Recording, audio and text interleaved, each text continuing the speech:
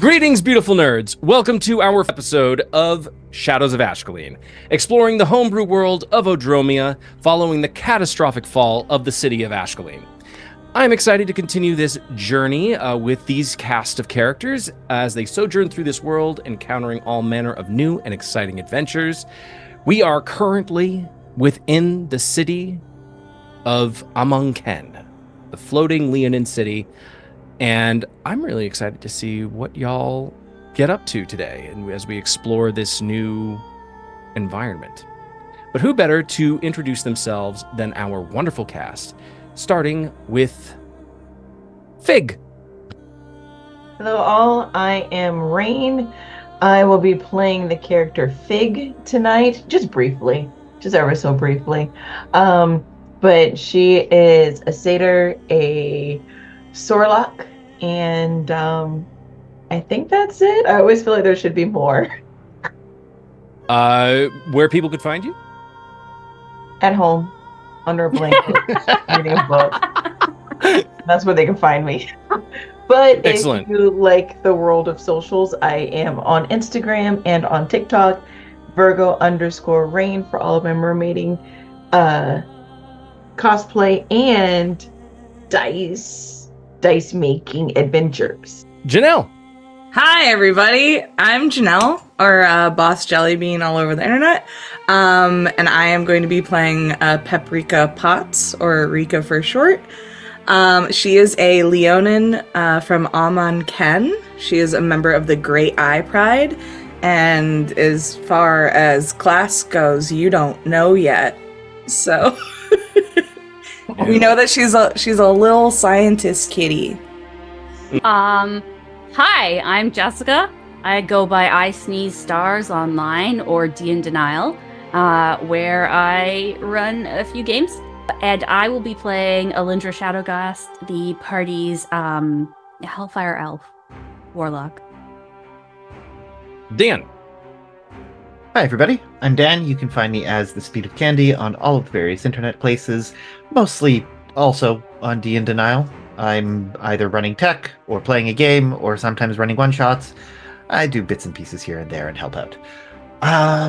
Tonight I will be playing Nox Luminera, the druid cleric of Selune, all-around pretty boy, kind of dumb, except for one very specific way. It's okay, we love him. And of course, as always, I am your friendly neighborhood dungeon master, Andy, aka Mr.DanDyDM, and you can find me on TikTok, YouTube, Instagram, and on all the other socials, including, I'll be probably in a one-shot that Janelle will be DMing or GMing. Literally all of them. Literally pretty much all of them. If you happen to come across this episode and you enjoy it, please consider catching some of the other shows like The Survivors of Ashcaleen and my pirate show, Our Flag Means Doom. We do, of course, appreciate all of you who have liked and subscribed thus far. And now that we have got all of our intros out of the way, let us dive into our episode of Shadows of Ashcaleen.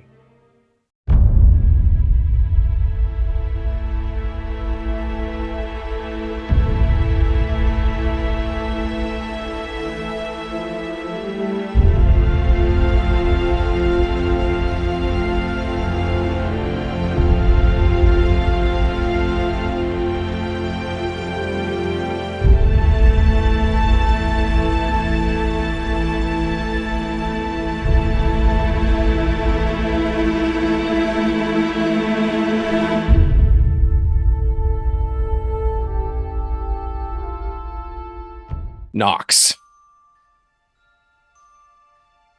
You, before falling, actually, you don't fall asleep, technically. Trance. Yeah, you trance. Before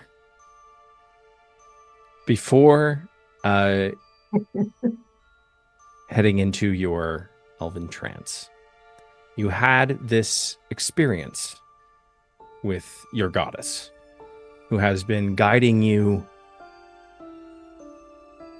through these discoveries, through this exploration, through this journey to find the eventual destination crash landing zone of this celestial object that you have observed. And in the last session, she gave you some encouragement. She gave you a gentle push. And you head into your trance, and it is restful. You come out of it feeling rejuvenated, feeling like you've been doubly blessed. Because you feel like in this moment you are on the right path.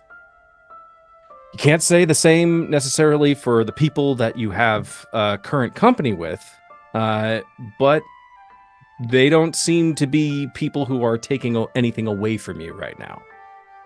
And you feel that even though the city of Amon Keng is very much a new environment, there is something about being in a place that has such massive respect for learning and for the sciences that you feel at home. You come out of this trance the following morning, and where did we say that you ended up? Were you in one of the bedrooms? Yeah, he was in one of the bedrooms. Okay. You awaken the next day to the smell of breakfast foods. Just a lot of breakfast foods. Well, that's convenient. I am quite hungry. He'll wake up. He'll say a quick prayer to Salune, just thank her for her guidance, and prepare his spells for the day. And then head on out, see who's out making breakfast. So, you exit the bedroom, and you are very much just sort of following your nose here. You eventually do find the kitchen. And what you find in the kitchen is that there actually isn't anybody making breakfast. What you do find is that there is an elaborate clockwork mechanism, very much akin to, the opening scene of the first Back to the Future movie? The whole mechanism that feeds the dog. Mm-hmm. Well, is it like a Rube Goldberg machine? Yeah, my head went exactly. Herman. Yeah, It is. Exactly. I literally had that written down in my notes. Sorry, continue.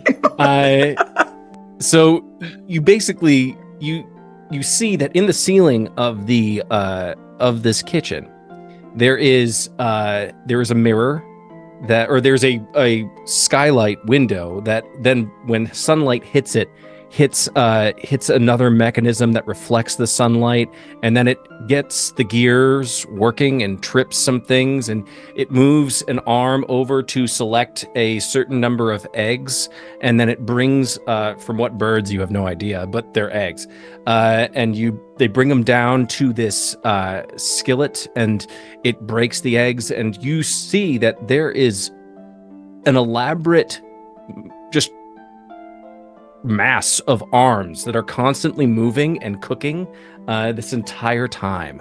And they have been at it for what looks like at least an hour. So that by the time you've arrived, breakfast is almost ready. In terms of what you see in front of you, you see maple bacon cinnamon rolls. You see something that looks like a cheesy bacon breakfast pizza. You see a pumpkin whipped feta with honey and thyme. You see a peach and prosciutto brie tart. You see a variety of different pumpkin flavored dishes. You have no idea where they get the pumpkin. But they have it, and you see these pumpkin muffins with like this maple cream cheese filling. You also see this decadent mixed berry croissant bake that looks extremely rich and covered with what looks to be like this lavender and vanilla cream. This is a mixture of a perfectly created brunch, savory and sweet brunch menu. Off to the side, off of that, there are a variety of different fruit juices, and next to those, you see a variety of different liqueurs that you could definitely use to make a mixed drink breakfast cocktail, should you choose. It seems that what Paprika has created, or what Rika has created, is the best brunch machine making thing ever. So, what do you do? Like in You real want life, it. I wonder if she could make me one that's portable. It's very handy.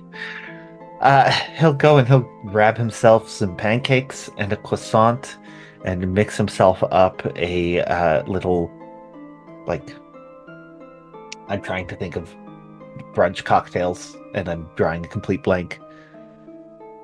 A little lunch cocktail. Just a little bit of a kick, just to get his Mimosa. Thank you. There you go. That's what they're called. Oh, a peach Bellini. Oh, yes. Knox absolutely will have a peach Bellini. He doesn't know what a peach Bellini is, and I don't think he's ever had a peach Bellini, but he like tries things like, that's pretty good. Wonder if and he like jury rigs a peach Bellini. He goes, all right, not bad. And I'll have a seat and start munching. Look around. Is there anyone else out? There is. In fact, it is during this this scientific process of mixing certain beverages after you've accumulated your food that a very apologies, a very tired-looking Rika comes in, and it like they come in with like their robe, and they have like this just a mask that they're wearing. They have not had their coffee yet. Which, bringing up that, there is an entire mechanism that is now filling a carafe of this very dark, rich-smelling liquid that looks to be like a very sumptuous coffee that is being served.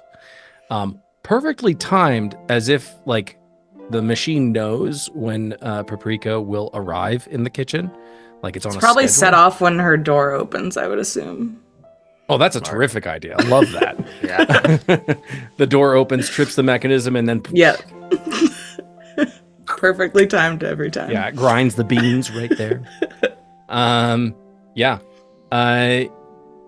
She comes in, goes over to the coffee machine, and Yeah, you see, like, she just looks, whereas last night she was very, like, kind of high energy, right now, dead. And, like, not a morning person. Walks over and takes the coffee and then just, like, sits down at, like, the counter and starts to, like, sip it. And then immediately, like, as she's drinking it, also, piping hot, is not fazed by it. And it's like drinking, not taking a break until like half of it is gone, puts it down, and as she's drinking it, you see like her ears go from like flat to like slowly stand up, as if like that's like waking her up. And then she just lets out like a and then like her tail starts wagging. She's just like, oh my god. Good morning. Good morning, Rika. Fantastic contraption. Honestly, thanks. It's very impressive. It took a while to build. There was a lot of experimenting with it, but I'd imagine. it's pretty good now. Don't suppose you could make a small version that I can bring with me on the road? I mean, I can try. Maybe I don't could put put one yourself in the out, but- suit. Yeah, no, I can try and do that. I wear armor, not a suit. Oh, no, don't worry about it. I'll show you when we go to the Abdicarium today. I'm looking forward to it. I'm rather interested in this Electrum that you all are working with. Fascinated to see what it can do, and hopefully it doesn't blow up. If as long as Elindra, doesn't set anything on fire, I think we're gonna be okay. I made a point of stocking absorb elements just in case. That's smart. fun. That was a smart decision. But yeah, no, today's gonna go off without a hitch, and everything's gonna be great, and nothing's gonna explode, and we're gonna have some scientific breakthroughs. Do things explode often for you? Yeah, That's a very not long a- hesitation. not a lot, but more than I would like. Fair enough. It's only happened like 3 times, so In how long? Are we talking 3? Because 3 times in the last 3 years? Not so bad. 3 times in the last month? 6 months. 3 times in the last 6 months. Could be better, I suppose. Still. Everything's been. It's gonna be fine. It's gonna be great. As I'm- Say so. Yeah. as Paprika is assuring Nox of the non-combustible nature of the day, we will turn to Fig. Fig, you are awakened by the very loud snoring of Korrith Vol, who is asleep at the foot of the bed, and he's clearly, like, for whatever reason, the dude, he's not able to catch a break. Like, the guy loses his station in the Feywild. He loses all of his magic. He loses the circus that was giving him his magic. He loses all of his followers, save for you. And now he's very much the archfey accessory to all of your adventures. And he also snores like an elephant. You are awakened by this noise. How do you proceed? Fig is not pleased because I think of all the things that she would cherish the most is a deep, quiet sleep. So she takes a pillow, Oh no. just walks over to him, and just slowly starts to lower it over his head. And then I'm gonna roll for this to see if she does or doesn't. Can I roll for that? She murders him. Yeah. What So are you actually trying to do? even- Cast shadow. Even she'll shatter again.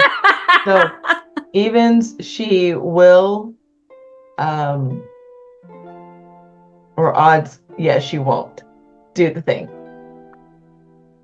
Is What's the the thing thing? murder though? I feel like we need to. Yeah, it was murder. The thing It was seems to be murder. murder. What's the It thing, was Fig? all theirs. No, what she does then is Okay. kind of gently prop him up a little bit without waking him up. You know, you kind of Oh, roll, okay. especially when people who snore, for some reason they can be dead to the world. So she just rolls him over to his side and kind of helps prop his head up to lessen the snoring. It works. You get him so that he's his mouth is not hanging open.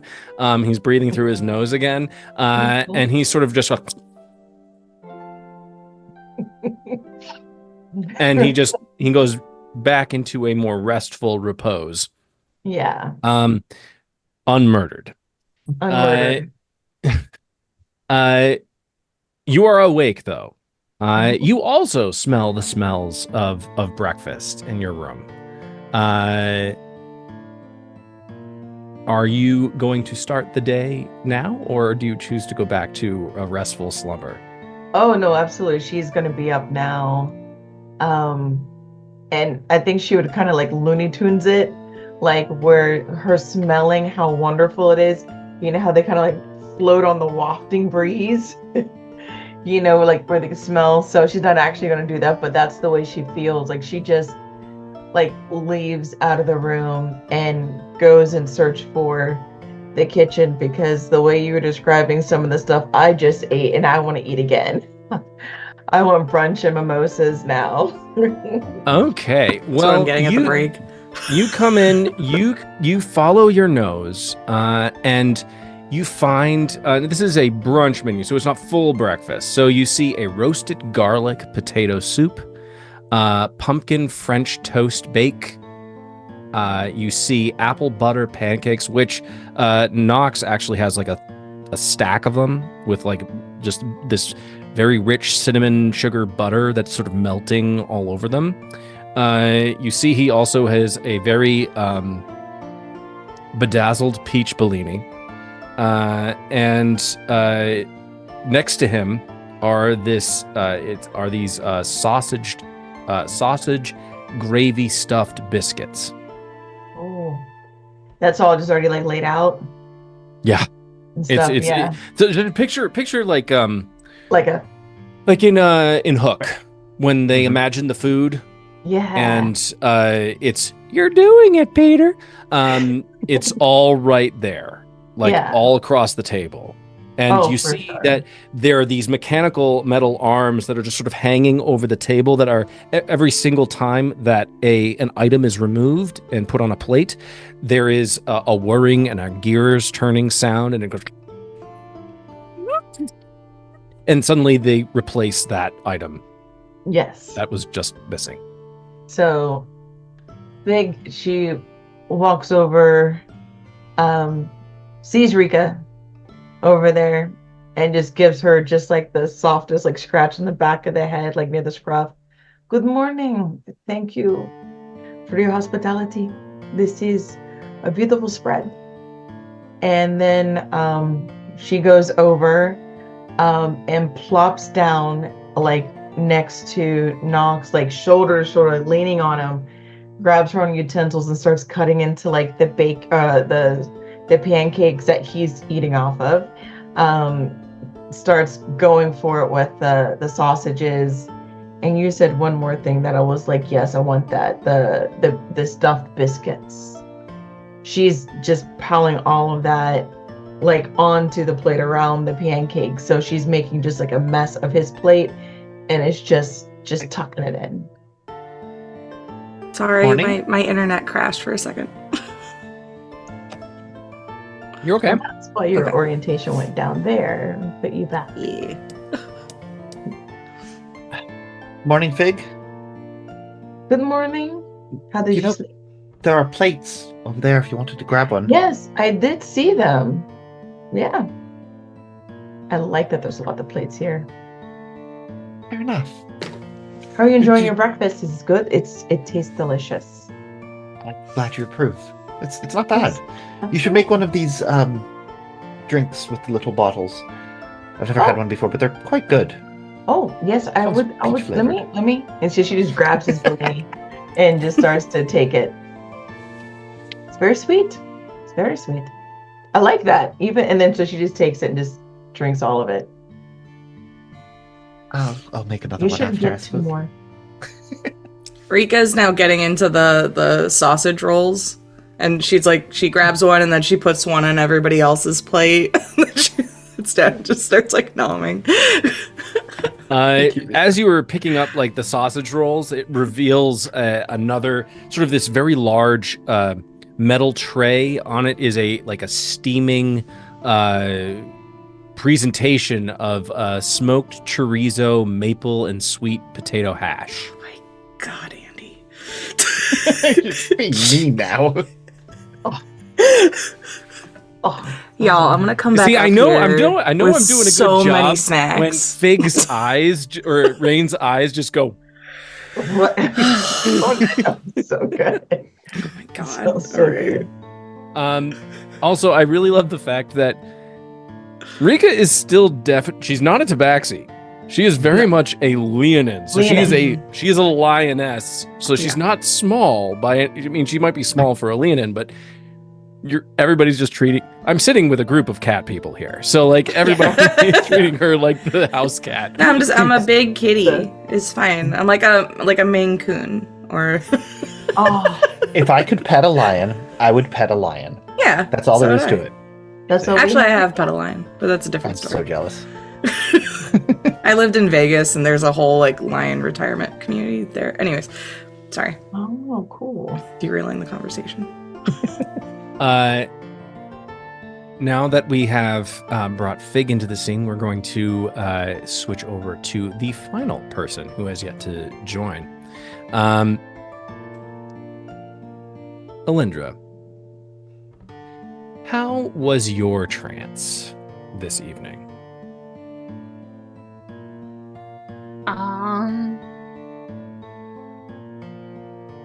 Stressful. What made it stressful?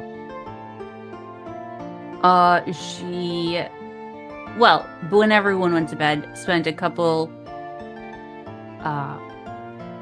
while trying to contact Papa, who is not answering her. So she spent the trance spiraling into more or less anger.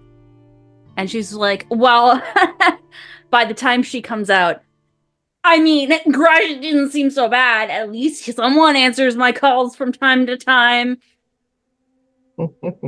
That's the vibes. Mm-hmm. This music has gotten very dramatic.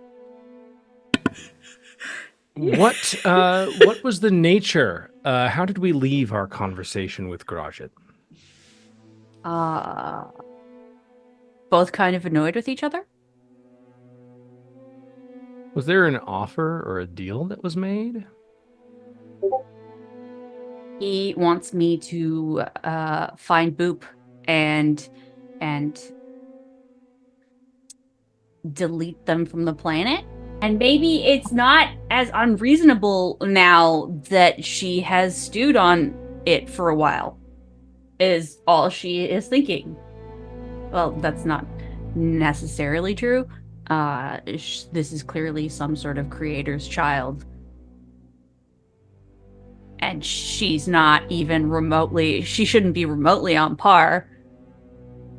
But it's not a no now. Okay. You come out of your trance the following morning, and you almost don't notice the smell of food because you are that distracted from everything that has happened in the night before. But eventually your senses sort of return in full force, and whatever is going on in the other parts of the living space, smells really good. Your sister's diary is closed on the bed next to you. It's one of those things where the thought that comes to your mind is you wished you were able to communicate with your sister right now, even though you guys had a somewhat fraught relationship. It was always like one of those things where you can talk bad about your sister, but anybody else talks bad about your sister, they're going to get destroyed. Because my sister is my family kind of vibe. Mm-hmm. Even though technically, based off of your knowledge, Not really. your sister. You look at the diary, just sits there very inert on the bed. I give it the finger. It gives it right back. No, I'm just kidding.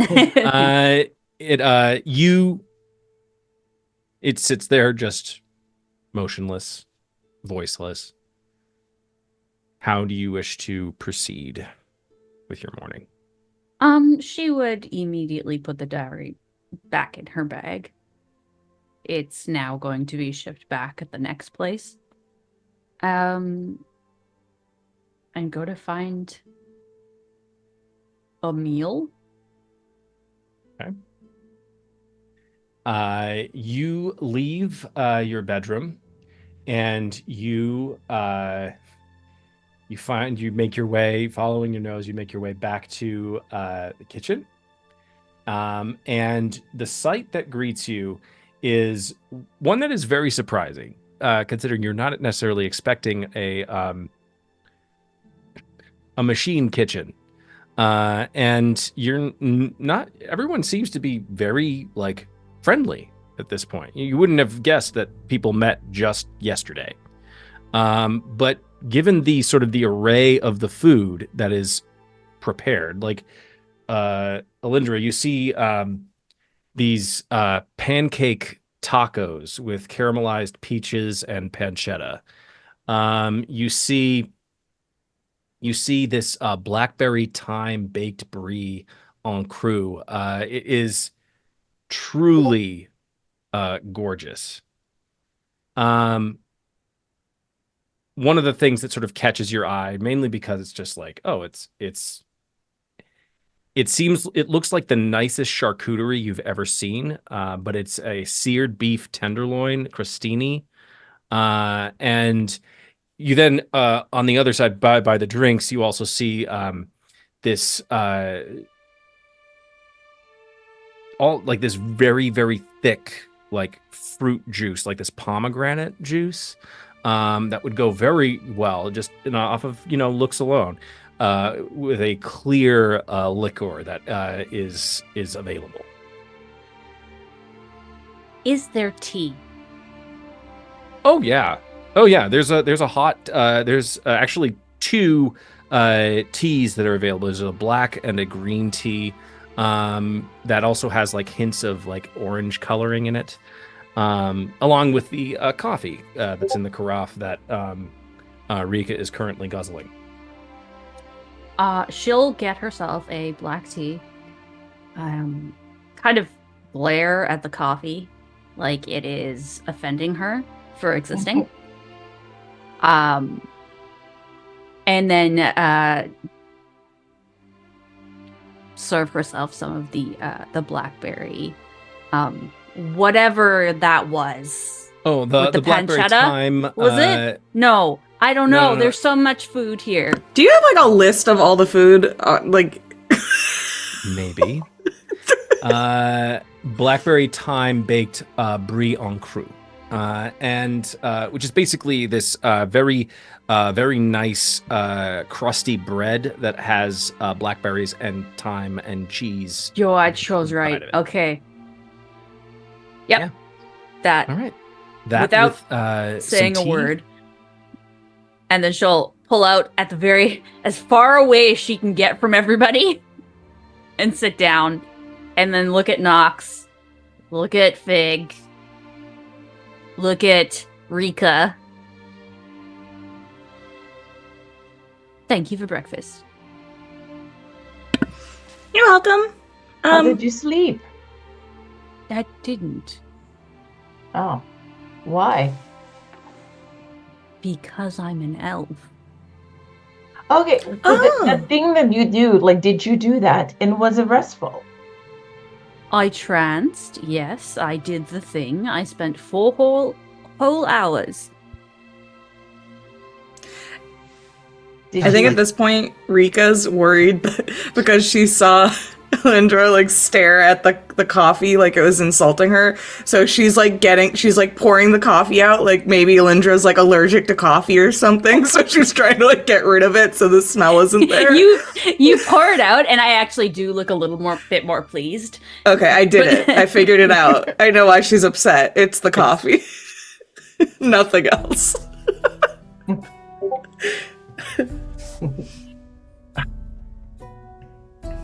It's like someone How woke was up on the your wrong rest? side of the trance.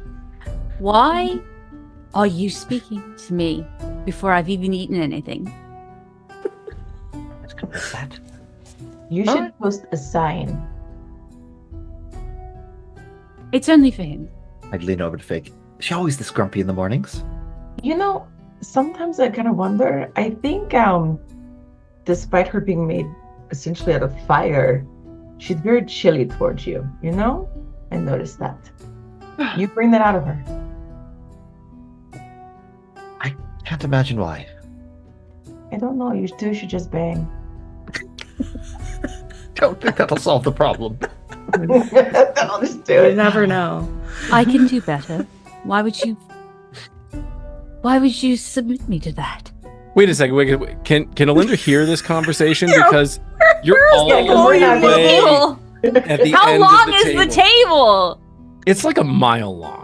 Oh, like 10 miles. Okay, so That's a whole mile. I hear nothing. I'm eating. No. It's a very large table. It's probably Like 7 foot? no longer than that. No, it's because Rika, it's not only a place where you might eat and serve food. It also doubles as a kind of almost an experiment table where you would. Oh, okay, different yeah. things. So you like need, long. you need long a table. way Got of it. keeping your chemicals away from your food, and so that they don't cross. Sure. Yeah. So it's probably around 15 feet long. Okay. Oh, so like it's a normal table at my house. 15-foot long table? That is a long table. Tell me she doesn't have like Elindra's house. the dinner table for Mm. guests and all of that at her house. Her parents. Oh, for sure. Oh, yeah. Where you grew up, definitely.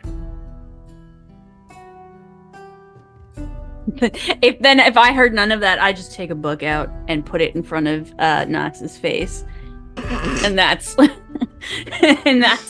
she's eating and reading. This is massively third grade of Elindra right now. It's Mhm. like I like this boy, but I don't want him to know it. I'm ignoring Maybe if him, I and he needs maybe to if know I I'm ignoring abuse him in some way, he'll get the hint eventually. She doesn't like Nox yet. Legit, she doesn't like him yet. He's only been around like 2 days. Yeah, thereabouts. Yeah. Yeah. Big 30. I just. Well, she definitely needs to bang someone, though I don't particularly feel like volunteering for the task. There was. I had a friend last night who was talking to her, right? I forgot what his name was. Oh, It's in the chat. Hang on. yep. Is let's see here. It was Dropnor. Oh, right, okay. Well, her and Dropnor seemed really cozy last night. Can you summon him? I think so. Yeah. And I'm gonna go over and I guess I don't know how like post works in this city, but I feel like if they're like pretty advanced technologically, there's probably some sort of not like a telephone, but like You would have a sending stone. oh, okay. Yeah. Then I'll just kind of hop on the sending stone and see if I can get a hold of him.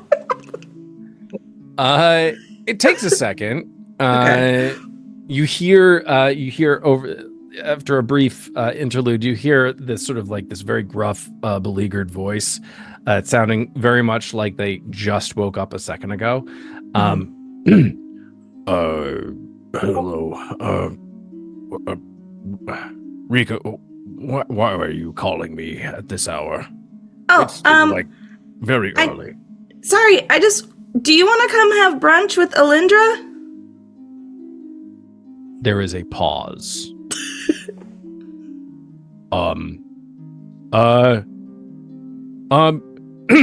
You hear sort of like the voice like change. Suddenly it's like sounding like very much awake.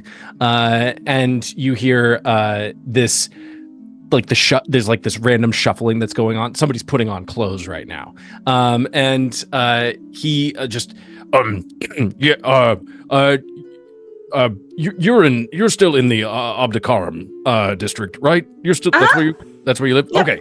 I'll just I'll come on over. What are you serving for food right now?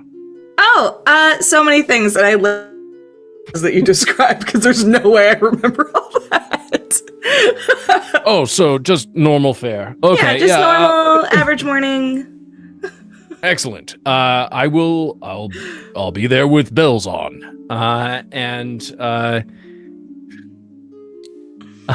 You hear the sending stone stop, as he has decided to attend. I just come back and I give Fig like a 2 thumbs up. Meanwhile, Elindra is just sort of like reading her book and then just sort of like she's reading every now and then. She's like every now and then you can hear her mumble something, but it's really her bitching about her father under her breath. Oh. So Rika, and she hasn't. Oh, sorry. She's been too scared to cast summon greater demon or whatever, so she doesn't even know if she can like bitch at Chaddock to go and see what's up down there. Yep. So she's just bitching. What's Chaddock's brother's name? Amon. That's right. Okay. Fig, you were going to say something? No, it's all good. Okay. You all continue to eat. Eventually, you hear like a bang from another part of the house. It sounds like somebody falling. And you hear just a yelp of pain. And you hear some stumbling and then some shuffling. And then suddenly from the doorway that leads into the kitchen, you brilliant long red hair with just all over the place, like big hair moments, with these 2 horns sort of peeking up out of it, is Korrith in a what might be considered elegant robe for an archfey, but is very much just like very much in tatters right now, considering he hasn't been to the Feywild in a minute. He stumbles in just, oh, and he just looks and he sees this incredible opulent just feast of food that is in front of him, and he sees Elindra at one end of the table, and then he sees everyone else at the other end of the table, and he's like, oh, well. I just wave as I'm reading. Good morning, everyone. Good morning. Good morning. Oh my goodness. Mount Celestia be praised. Oh, this is truly, oh, and he just starts to like look and just pick at the food that you see in front of you, and he's just like grabbing little pieces and just, oh my goodness, this is delectable. I love this is. Put it on a plate. Oh, sorry. And he goes and grabs a plate, and he just begins to like fill it up, and he comes over and he sits next to actually, so Paprika and Nox are sitting next to each other. Mm-hmm. Rika, you're sort of sitting at the head of the table. Yeah, that makes sense. And then Elindra, you're sitting at the opposite end of the table at the other head. Yeah. He's going to sit next to Paprika, since Nox and Fig are sitting next to each other.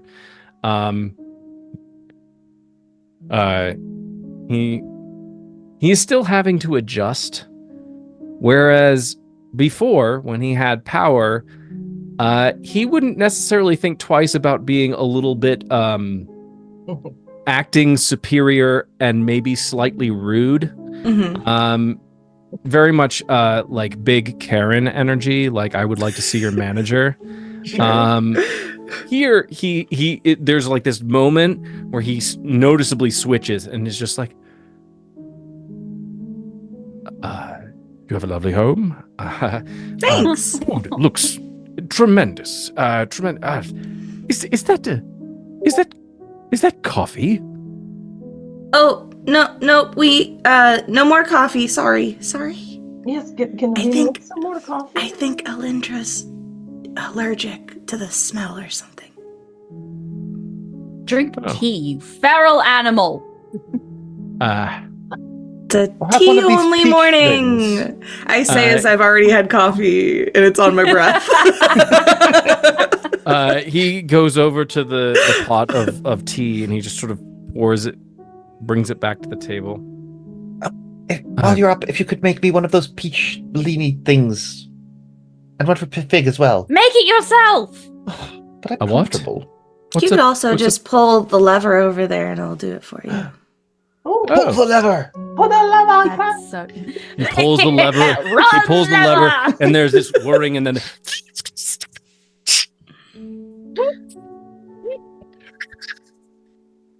and then and a peach bellini is two peach bellinis One for me, one for Fig. appear, and he just brings them over, and he sort of looks at Nox and Fig, and there is a flash of like jealousy that appears, and then he hands you the drinks, and he goes back to his Mine. seat, and just nibbling, still. So, as I said, a lovely home. Truly, this is a remarkable. All of the different accoutrements and the scientific, it's truly top notch. So, what do we have on the agenda today? So I was going to take you guys to the Abdicarium and show you where I work, and I was going to show you some of the different properties of Electrum, because y'all seemed interested. As long as that's still what everybody wants to do.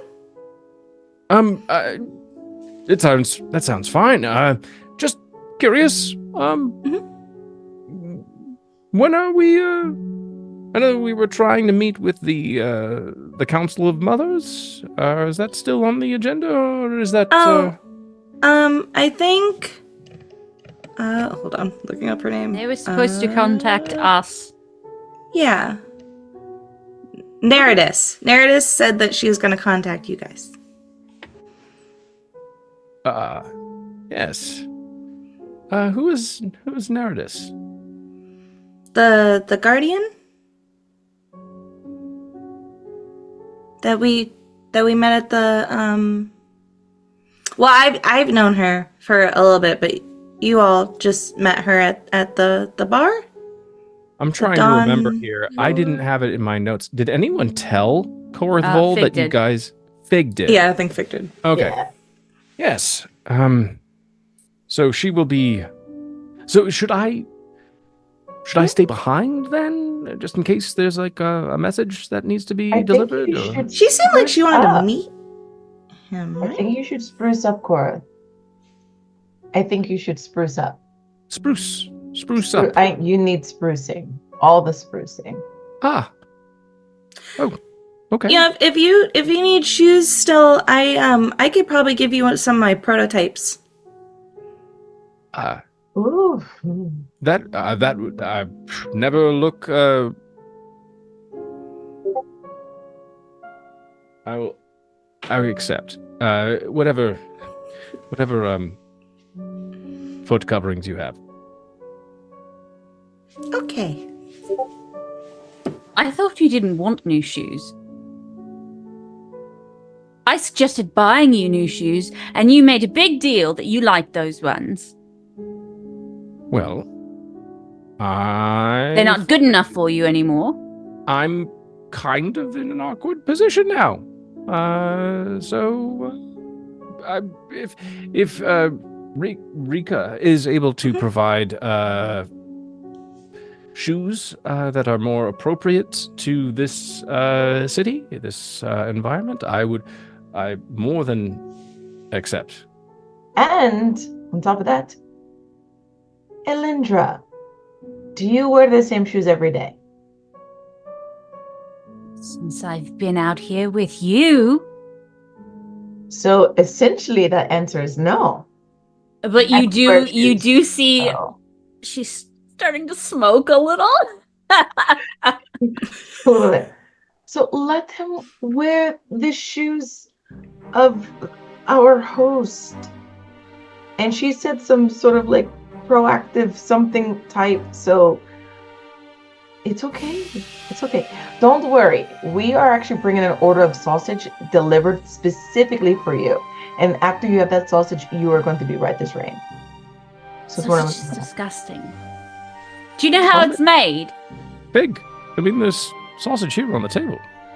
Yes. He's This just sort is of a- he's eyeing like these massive sausage links that are just sitting on the table surrounded by some, hold on.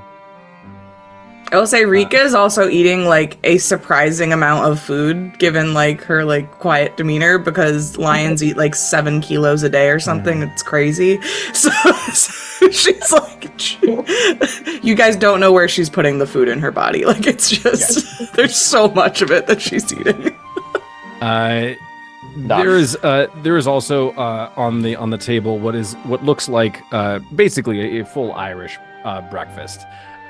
There is some rashers, pork sausage, some beans, cherry tomatoes, mushrooms, a cooked potato, and 2 eggs and 2 slices of a very thick brown bread.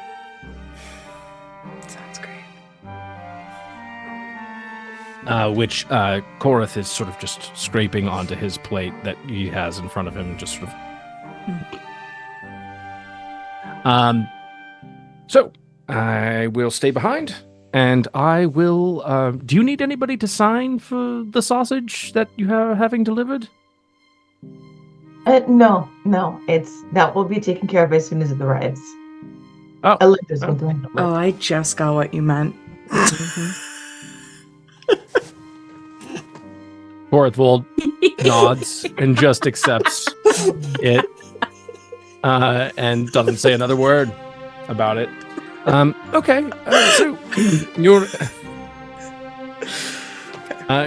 going to be in the you're going to her workplace. Mm-hmm. Okay, and I will stay behind, and I will. And he looks at Fig, sort of slightly self-consciously, because she just told him that he looks a bit trash. And I didn't tell him that he looked trash. I'm sorry, I not said- Elindra. Fig told him that he looked a bit trash and needed to spruce up. And so he is sort of like self-conscious about his appearance right now. Is he a lot bigger than Rika? He is taller than Rika, yes. Okay, never mind. I was gonna say she would give him like one of her like fluffy robes or something. Aw. It would probably look like a mini dress on him. Oh my god, give it to him anyway. That's adorable. He wouldn't turn it down, considering he just needs to he needs to like have a very much a him day. Okay, yeah. a So day- then, where he basically gets, the massage, gets the time at the spa, relax, maybe get some Reiki. Rika's gonna go get like a very fluffy robe that's like lined with like plush ostrich feathers, and is gonna give that to him, and then it's gonna be like, so if you look over there at that chair, the like big one with all the arms, I know it looks kind of weird, but that's actually a massage chair if you want to just relax. When this episode is delivered, if an artist would like to come in and just do a picture of this archfey in an ostrich feathered robe sitting in a massage chair that is kind of steampunk looking, Yeah, that would be hilarious. The best. 100%. So Korrith finishes his breakfast, and then he said, well, my day has started. And he washes the plate and goes back, and he sort of like very just nods respectfully to Rika. Thank you so much. I welcome. will get to sprucing. And he exits the kitchen with like a flick of his very long red hair. And he is gone. Which is then everyone done eating? If I'm being honest, I was done about 2 minutes after Fig started eating half of my plate, so just about. Oh, okay. And you're gonna see Rika like press a button that's gonna like clear all the food, and then it's gonna go into a compost. Because I assume she has like a rooftop garden that all of this comes from. Solar punk. I love it. Love it. As the meal is being cleared away, there is a very heavy boom, boom, boom, boom knock on shoot. the door. I take out some pastries that were left over because I completely forgot. This is a big meal. You need to. Boom, boom, boom. I run over and get the door. As you're doing that, I'm like, I'm good to go and bathe. Wait.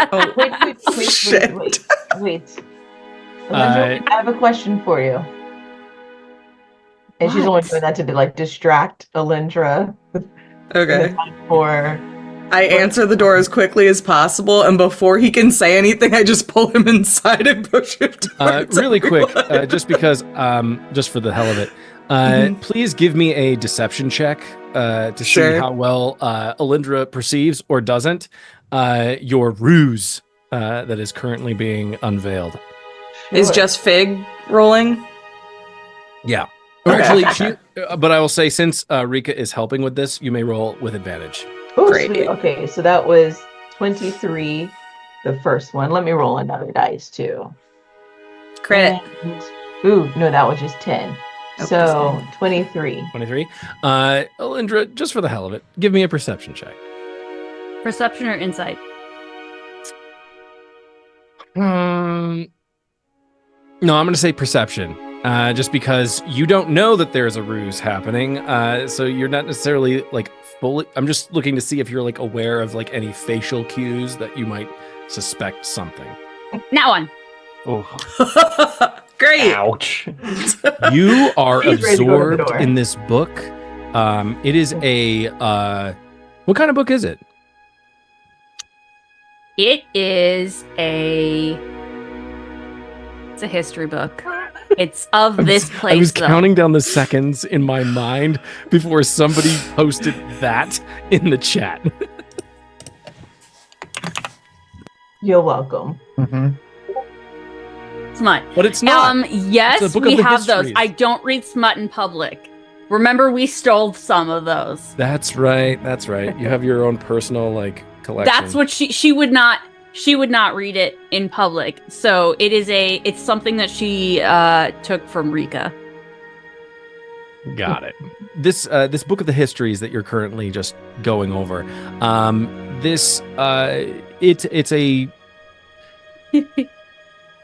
It is a series of stories regarding the myths surrounding Amon Keng and its origins and its sort of like how the society, the Leonin society, sort of emerged over many hundreds of years. As that is happening, who is going to the door? Oh, I had run to the door and I was trying to just. I wasn't even like saying hi. I was literally grabbing him, pulling him in, and then pushing him towards. I'm sorry. What? Over here, this way. Okay. Oh, and he. Well, that smells delicious. Oh, yes. And he comes in to the kitchen, and he sees a lone tray of breakfast pastries. Nothing like the spread that he was expecting, but Sorry, you were a little late. On the opposite side of the table, he like sees the breakfast pastries, but on the opposite side of the table, he sees Elindra reading her book of Leonin histories, and his eyes just sort of go wide. Yeah,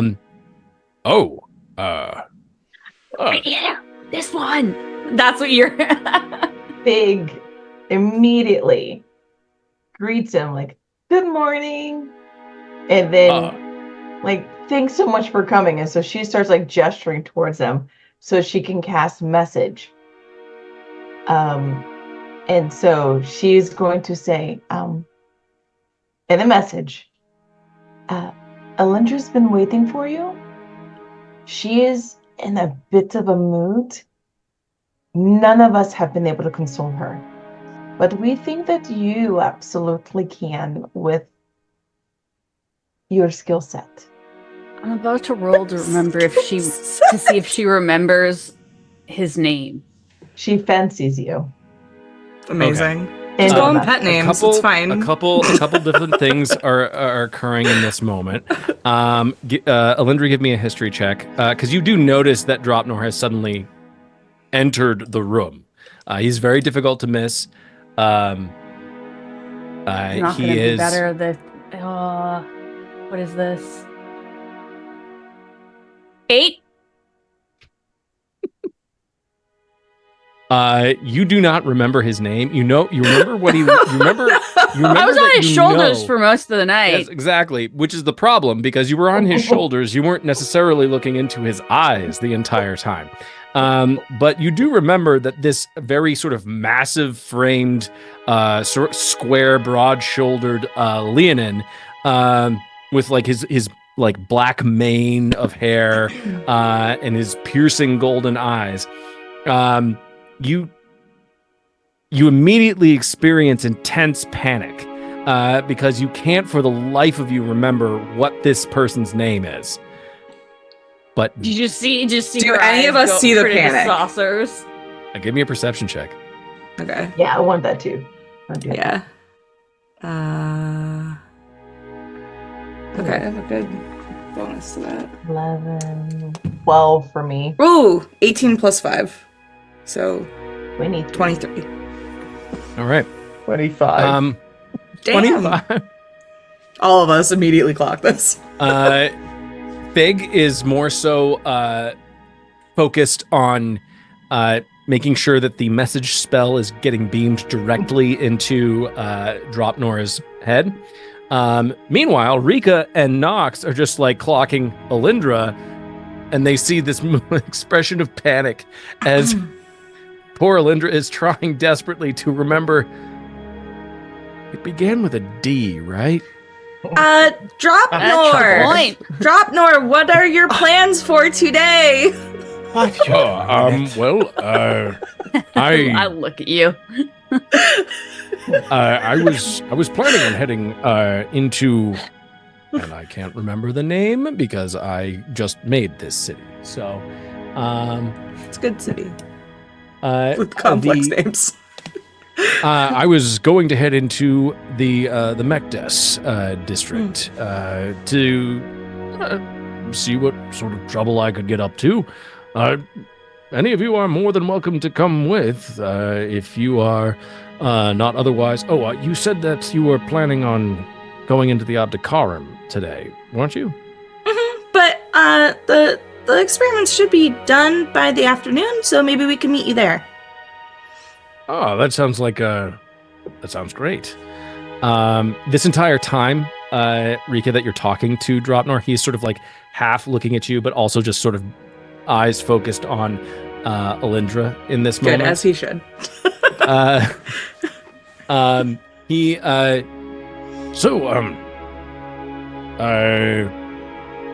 It looks like I'm a little bit late for breakfast. Yeah, I accidentally hit the cleanup button. I just wasn't thinking. I was in like autopilot.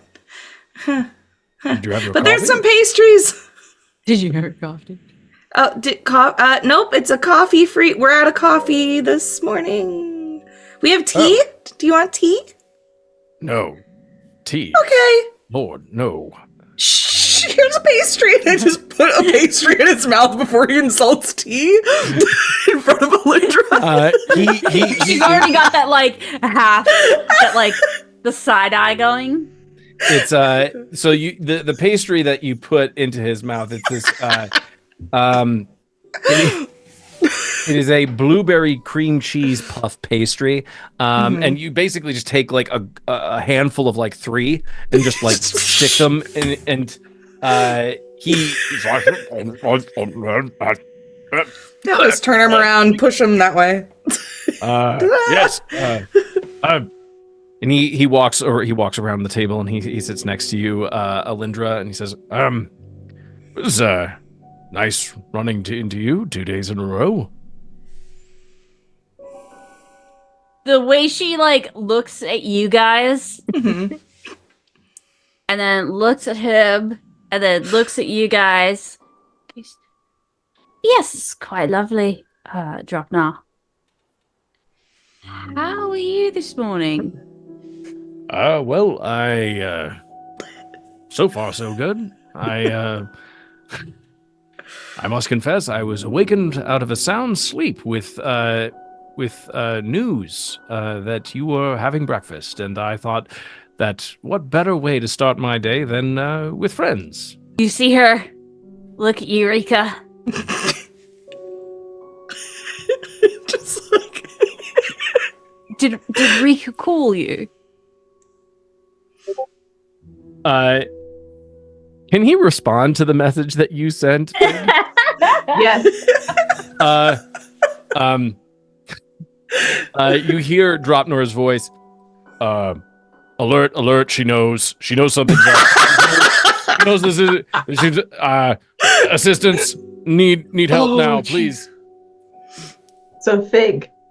How this close, is so funny. how close is Elindra to Fig? You're about diagonally across the table, about 7 or so feet. Cool. She's going to go ahead and cast Minor Illusion, but it's going to be a sound. It's going to be a sound of the lioness like mewing and purring coming from Elindra. Oh my god.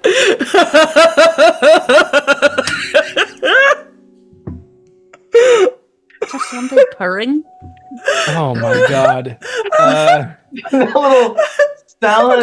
Because a lion would take that as a cue that she's happy. That's so funny. Makes sense to me. Yeah. I was worried at first, but she's clearly purring, so Yeah. she's into me. Yeah, it's I'm not fine. afraid. I'm not terrified for my life anymore because the cat is purring. The elf is purring. The elf is purring. Totally normal. Everything's fine. Totally Yeah. happening. So, Dropnor. Have I picked up on that now? Oh no. That she just cast? Well, she would have heard it, right? Yeah, I heard the purring, right? Oh yes, yeah. You definitely Yeah. hear the purring.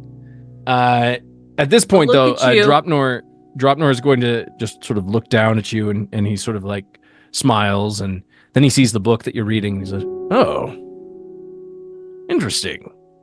What do you think of Amon Keng so far?" Oh, it's very interesting. And then she starts going into just how she's basically never seen any of this technology before. And or anything like the city, really. It's very advanced. And the electradium, Electrum. I forget what it's called. It starts with an E, but it's combustible. Keeps you in the sky, does it? Well, it's not supposed to be combustible, but sometimes accidents happen. It's not in a subtle way that he says this, as he sort of also looks across the table at Rika. Not in an accusatory way, just like Yeah. shit happens. But yes, I'm sure you'll when you're in the Opticarum with Rika, you'll probably see some. There's a minute of I don't know if I should go there. I'm just like you can see this moment of this just doesn't seem like a good idea. She could literally take down this entire place there. Dropnor just sort of finds himself just here. He hears the purring, and then he also is just looking sort of directly into Elindra's eyes as she is also sort of like thinking these thoughts. And he so have you got to the part in the book where we cast off the gods and decided to forge ahead on our own? Yes. So does that mean you don't believe in the gods? If by believe you mean we acknowledge that they exist, then yes. Do we worship them? No. Do we believe that they're deserving of worship? Absolutely not. He seems to be very serious about this conversation. There is not a hint that he is kidding or like this is something that is taken lightly. No. That's fair enough. Doesn't stop you from ending up in hell, though. That's a very interesting take on that. Considering our beliefs about the afterlife. No, I haven't gotten there. What? Oh, it's she a doesn't actually fascinating know read. what And happens. He sort of like comes in alongside her and just starts to flip through the book. Yes, it's chapter 27, and he sort of like over her shoulder is sort of like reading it with her. What's it say? It goes into a lot of interesting details, specifically detailing the separation of the sort of the understanding of the gods from religious worship and practice, and then the belief that once a Leonin dies, they return to the sands, and or return to the dust, and are absorbed back into the Silent Mother. Where do you think your soul goes? I presuppose that there is one. There is. There is one. Prove it.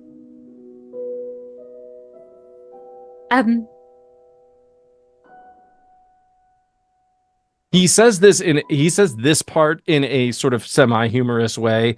Like we don't have to come to blows over this like so many other cultures might. Did you not see what I did last night? With the singing and all of that? Oh yes, you possess incredible magical ability. No, that's not magic. That's just a part of myself. Interesting. And she'll slowly start to lose the elf-like appearance that she has, and let the flames start to take over her body. Okay. As Elindra starts to unwind her elvish appearance to resemble that of her true self, Dropnor's eyes suddenly go wide. His jaws is just hanging open as he's just truly stunned. And you start to see, like, from Elindra's chest sprouts this massive like flame.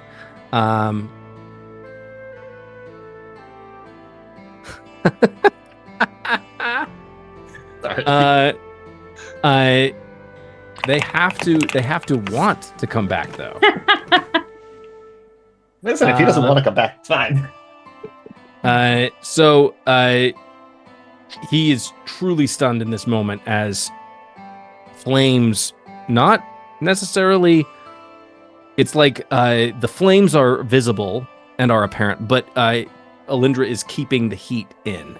Mm-hmm. And so like she is fully on fire, very much like Johnny Storm from the Fantastic Four.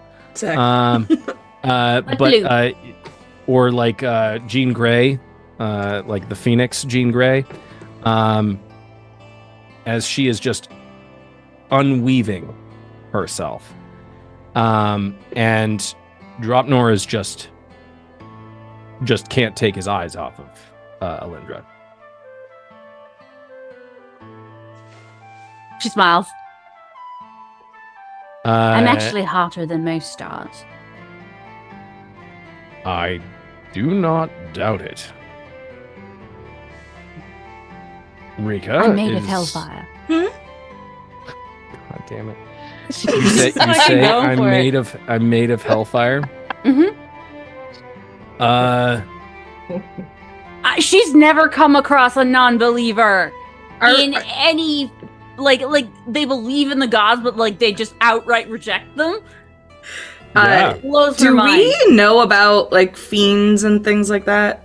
Oh yeah, I mean it is Okay. it is a so like again. It's I not assume that we just you- believe that we like become one with the Silent Mother when we die, right? Yeah. Like it's like we're That's all it. just like little parts of her and we go back Yeah. again. Yeah. It's like okay. it's just like, you know, your modern day like humanist atheist who is just like, yep, we're made of dust. We'll return to the dust. We are part of this stardust whatever. Circle of life, if you will. The circle of life. In a Lion City. Okay, I'm sorry. Entropy, etc., etc., etc. We are, yeah. It's it is very much not a theistic or a pantheistic culture. When I say that though, I will let those go back to. I will put the flames away so that I'm Elindra once more. Meanwhile, the second that happened, Rika started taking notes out of nowhere. Like, she didn't want to interrupt the moment, but she has so many questions now that she's, like, written down.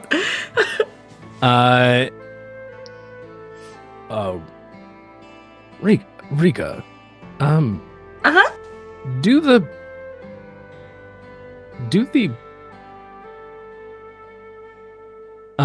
Dawn know about your friend here? No, I mean, I just met her last night, and I just saw that for the first time now. Is there a problem? No! I'm just thinking it's interesting. I mean, we've had encounters with the odd elf. He gestures over at Nox. But we have never, I believe, never had an encounter such as this. I assume most fiends don't go around telling people. I would imagine that is true. Rika just, like, raises her hand in the air to ask a question. Yes, Rika. So does that mean you're from the Hells or the Abyss? I am from Kenya, Oh, okay. the Hells. I write that down.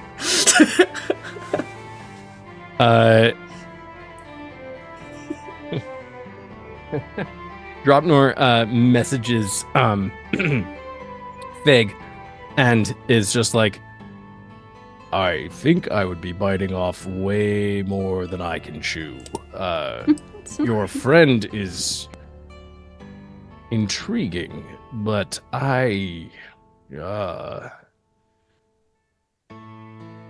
if you guys end up heading to Mekdes, and he says this part out loud.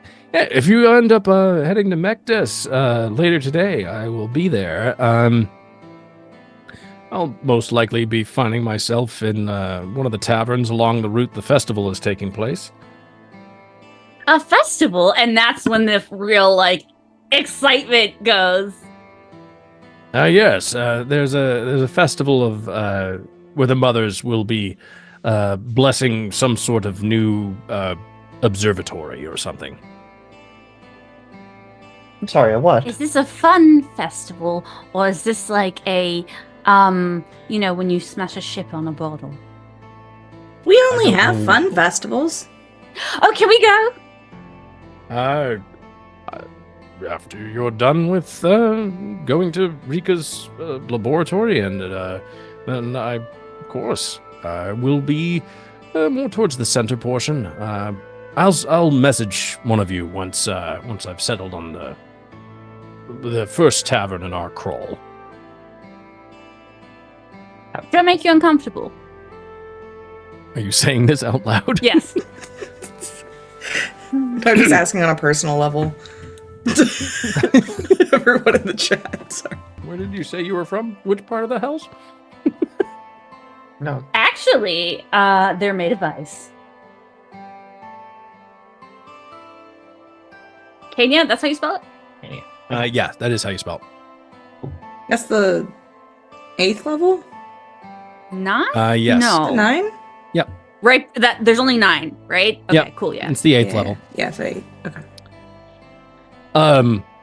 You ask him, what again? Do I make you uncomfortable? Yes. Most definitely. But I am adventurous, and I never turn down a chance for a good story. Big just casts minor illusion purring again. And the cat pops up. Maxina! She's my baby. When you cast the purring this time, I look at you and there's a little spark as I snap my fingers and I mind sliver you. Oh, shit! Counterspell. It's a cantrip. It'll do a D4. Like it's not even like it's not gonna do much. Y'all are warlocks. Don't waste You just the need to nap counterspell. for an hour. There is a very quick. Hellish rebuke. Oh my god. It's fire. That's not gonna do anything. I know, just because. Oh my god, There do is it. a flurry of magical energy that takes place that is not immediately apparent to Dropnor, except he can sort of see the sort of pained expressions on certain individuals' faces, and he wonders if it was because of what he said. And then he's like, well, Rika, thank you for inviting me over, although I guess I should arrive earlier next time. And I hope to see some or all of you later today. Bye. I think I scared him off as he's Dropnor walking out.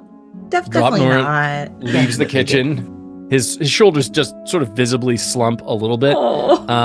as he heads out the door and is gone. The breakfast being done, you all proceed to get ready to move to Rika's laboratory. I make an extra effort to dress up because there's a festival. Okay. What does that look like? Including it's like a very flowy embroidered dress. She's got Fig's horns that you made for me, the wooden horns, the wooden glass horns, and then there's like her hair is all braided up, and she actually puts her ears out for once because normally they're covered. And just the slightest bit of makeup, and then lots of jewelry, lots of glass little baubles that she has been starting to make. So basically, everything that Dropnor wished that he could have seen, he's not getting a chance to see. Okay. Till later. Till later. Who Unless knows? he's about Who knows, to right? run off. That's exactly what's about. Yeah, there's a party. She's got to dress up. So, what are the rest of you doing? I think Rika's like itching to get to the Abdicarium. But if it is a festival day, I'm gonna make a wild request and feel free to say absolutely not. I feel like because Amon Keng is like all about like nature and stuff, right? But they're like a super advanced society. So I don't think they would have fireworks, but can they have like using Electrum to make stuff float? Can we have like the light show stuff like they do in Japan where it's the little flying robots that have all the drone lights? Drones. Where you know how they do like Pokemon in the sky and stuff? Yeah. Sure. I'll say yes. Okay, cool. That's totally fine. It's very much Great. like a combination of like very thin like bronze or brass parts that house a crystal that has light that changes colors. Many different. It can, depending on whatever magical effect is being used, can be a variety of different colors. And then these are thrown aloft into the sky, and whoever is influencing the components can create whatever light show or image that they wish to in the sky. Awesome. So yeah. I feel like Rika wouldn't be like in charge of it, but she would have had like some help in development since like flying and that is like her purview. So she would like check on some of that stuff to make sure everything looked in place before they would head out. So she's like doing some last minute things. Gotcha. Nox, how is Nox prepping for the day? Nox has 2 outfits with him and his armor. And both outfits are very simple, like desert clothes. So he doesn't really have anything that would be festival appropriate, but he'll put on the cleaner set and get himself a little bit like, washed up and ready for the day. I'm gonna roll a dice. If Elindra sees you, she's just gonna start prestidigitizing the clothing. Oh, he's putting on his armor. Okay. 100%. Oh, he's putting on his armor? Yep. Okay. Armor's always appropriate. Yeah. It's fine. It's nice armor. Yeah. So he gets himself dolled up, puts on his armor, just prepares for the day. And I think he's probably the first one ready because he doesn't see a need in I don't think he's primping himself up at all. He's just like, all right, ready to go. Let's go. What's taking so long? He's just doing a little zhuzh to the hair. Oh, the hair is what takes most of the time. But other than that, he's got 2 outfits. He doesn't have a lot of clothing. He might buy some here, but none of it's gonna fit you. it might.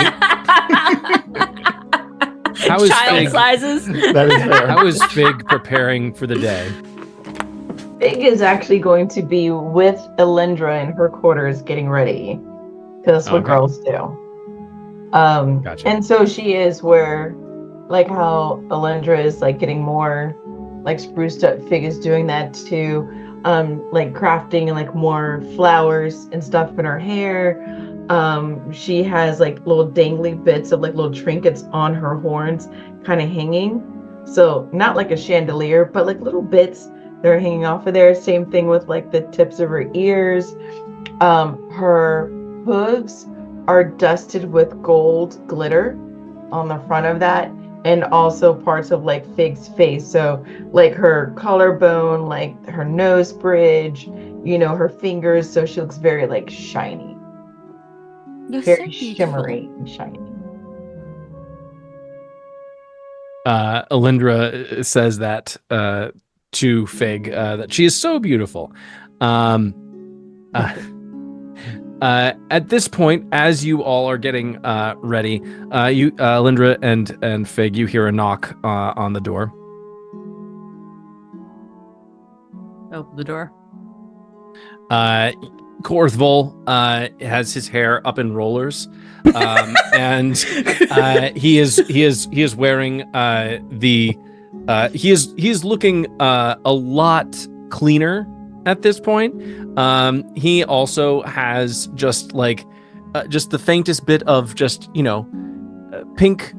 pinkness back in his cheeks. He looks a lot better, and he sees the 2 of you, and he's. Oh, good heavens! Oh, you 2 look lovely. You look There are no words to the night and day difference from earlier to now. It's striking, and Oh, thank you, Fig. I took your advice and decided to spruce up a bit. Trying to enjoy the finer things a little bit. I don't know the next time I'll be able to, get a decent bath. hopefully before too long, very soon. You deserve it. Every day. Well, I hope you all enjoy the rest of your whatever you get up to today. I'll be here. Just feel free to call if you need me, or better yet, just don't. I'll just be here. And he patters off. All of you having got ready. I hope my shoes cut him. You said what? I hope my shoes cut him. She's so bitter now. The getting ready portion of the day being done, you all meet in the sort of the foyer of Rika's house, and you exit and proceed down the main thoroughfare towards the center of the Abdikarim. As you make your way towards the center of the Abdikarim, you definitely see that as you proceed, the building and the architecture changes from a sort of a very rich residential area to that of very sort of utilitarian, still pretty, but it is very much devoted towards the realm of scientific study, and there are a number of what you now know to be observatories housing a variety of telescopes through which they can observe the heavens, celestial objects, etc. You also see that as you proceed down the thoroughfare, you go from people who are very much in sort of like their day-to-day, I'm a resident of the Abdikarim clothes, and you start to see a lot of Leonin in sort of these black robes that have identifying signs and like little runes that show that they belong to a certain position within the Abdikarim. I assume Rika would probably have one of those. Right? Oh yes, yes. You have a black robe that is gold trim on it, and also has a lot more crystals than a lot of the people there. These people are younger than you, and they're probably more students than you are. You're sort of established, hence the really nice house. But they're all sort of like milling about around you as they begin to filter into the places that they work, the places of study. As you approach the center, you come along, you come upon this about 2-story building that is. It almost looks like it was hewn out of it doesn't look like it was built on top of it doesn't look like it was built out of Amon Keng. It looks like it was already a part of Amon Keng, like the actual rock itself. So it was not added. This is something that has been there, a building that has been there a long time. And you see, Rika, this is your laboratory. It is your laboratory, but you also share it with a lot of other Leonin scientists in the community. Some of them are junior to you. Some of them still are more senior in terms of like their status. They've been around a little longer. They've had a few more, discoveries than you have. A is for Abdikar. You enter the building and immediately you are surrounded with all manner of scientific equipment.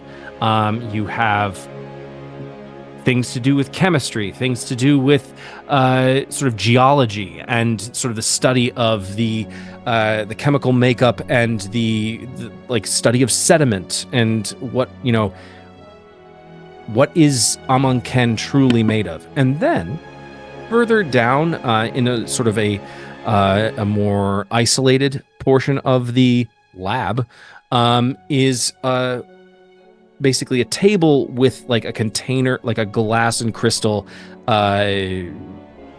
barrier on top of it that houses within it several different shards of Electrum that are glowing sort of a brilliant blue.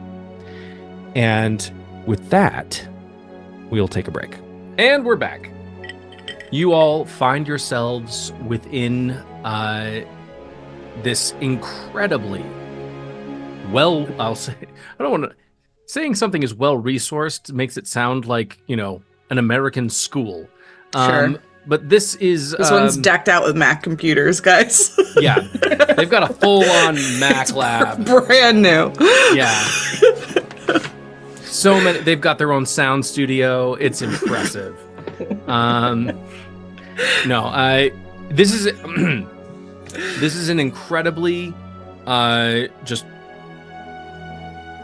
well provided for research center. It looks like they have spared no expense in terms of the different items that enable all manner of study within this laboratory. Rika is truly lucky to be in this space, studying what they're studying. Again, as I said before, off, sort of sequestered away from the other studies, other experiments that are occurring this day.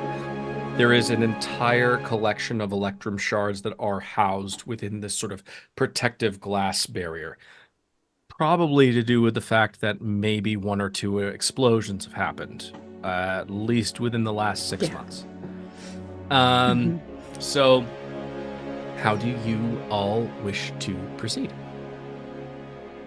Set fire to myself? No. No. Oh boy. No. I think Nox would be following Rika's lead, like pretty close behind her. This is very impressive.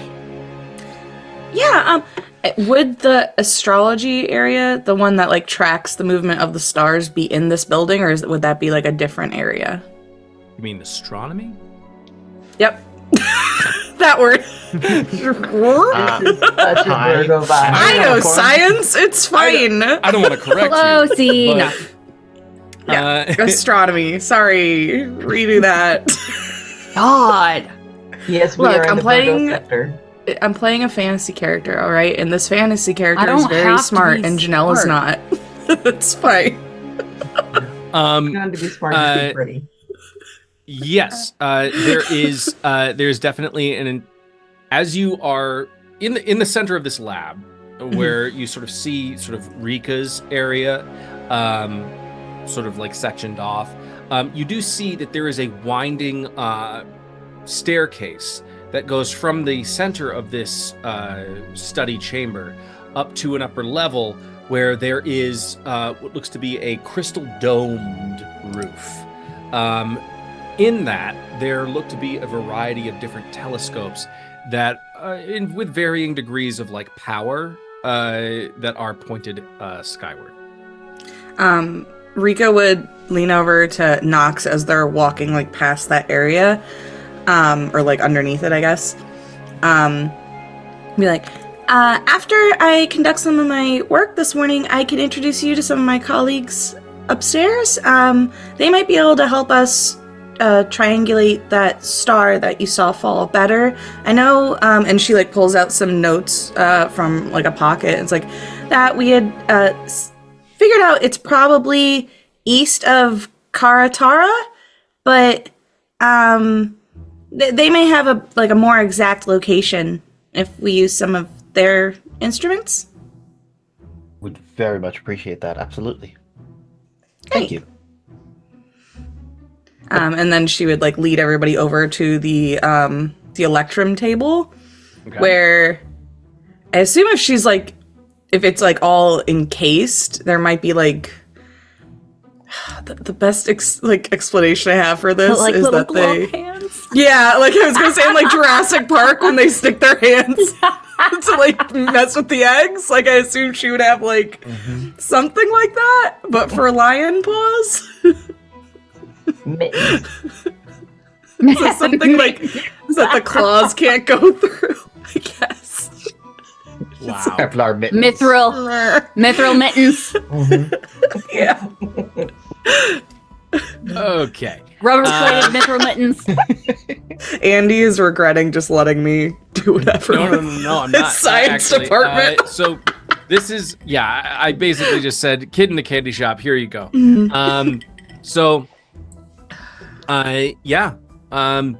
What specifically are you looking to do with the Electrum shards? What are you looking I want to, because I know that Ellie was interested in like the Electrum, so I wanted to maybe take a small one and show her like what happened. Like, I know that there's like a lot of energy in these things, so I was going to take a very small one and like show her like the reaction when you break it, like whatever kind of display there is, maybe like some energy or something that comes off of it. Okay. Not an explosion, but like a little like we'll see. maybe. I don't know. Oh god. So you have your hands in the manipulators, these little it's not like the leather, or it's not like the rubber gloves necessarily. It's like a series of like mechanical arms that go inside. Okay, that makes more sense. Yeah, and that's like less ridiculous. Claws that are able to like grab on and manipulate whatever is inside the housing. As you begin to move and manipulate the arms, you find a crystal that is about the right size. You're not looking to create a massive release of energy, but you're looking to show them. Give me a nature check. Okay, all right. I'm good at that. That's fine. I have too many stacks now that have taken up all of the space for rolling. Hold on. 15? 15? Okay. As you find this very almost pencil thin shard of Electrum, it's glowing. It's the smaller the shard, the brighter the blue light, as it is incredibly compact and concentrated. You take it, and you just sort of like at the very end of it, you sort of like break off like a tiny piece of it. And as you do, the entire housing sort of glows this brilliant light as this energy is released. And What you color's feel the light? Sorry? What color's the light? Blue. Like this brilliant white blue light. My that face gets is brighter, up against the glass. brighter and brighter. And as you break it, the light is released, and then you feel the entire box housing start to vibrate just intensely, like with different like pulses as the energy is sort of just cascading inside of it. And you see the other Electrum shards sort of take in that energy and also begin to grow in color and brilliance. As this energy is released, you see a lot of the other scientists who are at the far end of the space. They're sort of like looking through their goggles, just very like very worriedly. It's like no matter what, no matter how many times, it's happened enough times where it's just like, are these shards uranium? Are they about to go nuclear? No. Not yet. Not yet. It is interesting though, as the shards, or as the energy is released, the shards that were lying sort of in an inert state suddenly right themselves and begin to float inside the container. and it looks like for a brief moment, it looks like they've righted themselves and they're almost struggling against some unseen force. And it looks like perhaps the container itself is exerting a certain amount of control to keep them within the space so that they're not flying out. You have shown this sort of you've shown a demonstration of Electrum. How would you like to proceed next? So Rika Or would does just... anyone have any questions for yeah, you or that. guys there?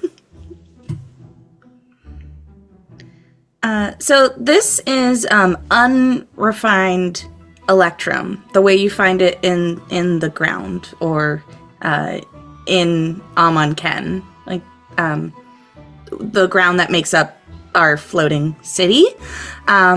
It's much more unstable and unpredictable. We refine it to work with it. And that's what you see in the veins in our buildings and things. Hey, I got that right, Andy? Yeah. Okay. No, You're muted. I'm going to assume obvious things. You've used things like detect magic to examine it while conducting this experiment. I do have a question, an idea, more than anything, given our theory last night that it might come from a celestial source. I have the ability to project moonlight onto it. It might be interesting to see if it reacts to it. Okay, if we're gonna do that though, we should put it like a very small piece in its own separate container. Because exactly. when I've done experiments on, in this container, and then the energy bounces off each other into all the shards, and then it's a problem. So if we're gonna experiment on something without a known quantity about what's going to happen, we should definitely separate it from the rest of the pieces. Couldn't agree. Okay. This entire place is made of this stuff? Or the ground? Not all of it. There's just a lot of veins in the ground here that make up the city. There are veins and such above ground? Would there be pieces above ground that would be out in the moonlight at night? Any veins that were above ground have since been taken for study or mined for just for either research purposes or to use for energy. So nothing currently, no Electrum currently is being is out under the moonlight. It's possible that it could be a recharging energy source for it. Potentially. Possible. Also may have no effect. Also possible. It doesn't hurt to try, and at least we can see what happens. Okay. She's going to take some out to try and isolate it in a different chamber. Okay. Yeah, you take out the Electrum and you sort of reapportion it into a smaller chamber. You find a smaller shard, and you sort of house it in. And then, how would Nox? I go, all right, take cover, perhaps, and I'll cast Moonbeam Goggles. inside. I'm standing right out in the open because I'm not afraid of the explosion. Yeah. I would like to cast Armor of Agathis on myself. Are you actually doing that, or are you? Do I need to get my Yeah, armor just on? in case if there's a reaction. Okay. So you're gonna hold that spell just in case. Yeah, Okay. just to... As you cast Moonbeam, Nox, the Electrum goes from sort of this brilliant white or brilliant blue to suddenly this pure white light crystal. Ooh.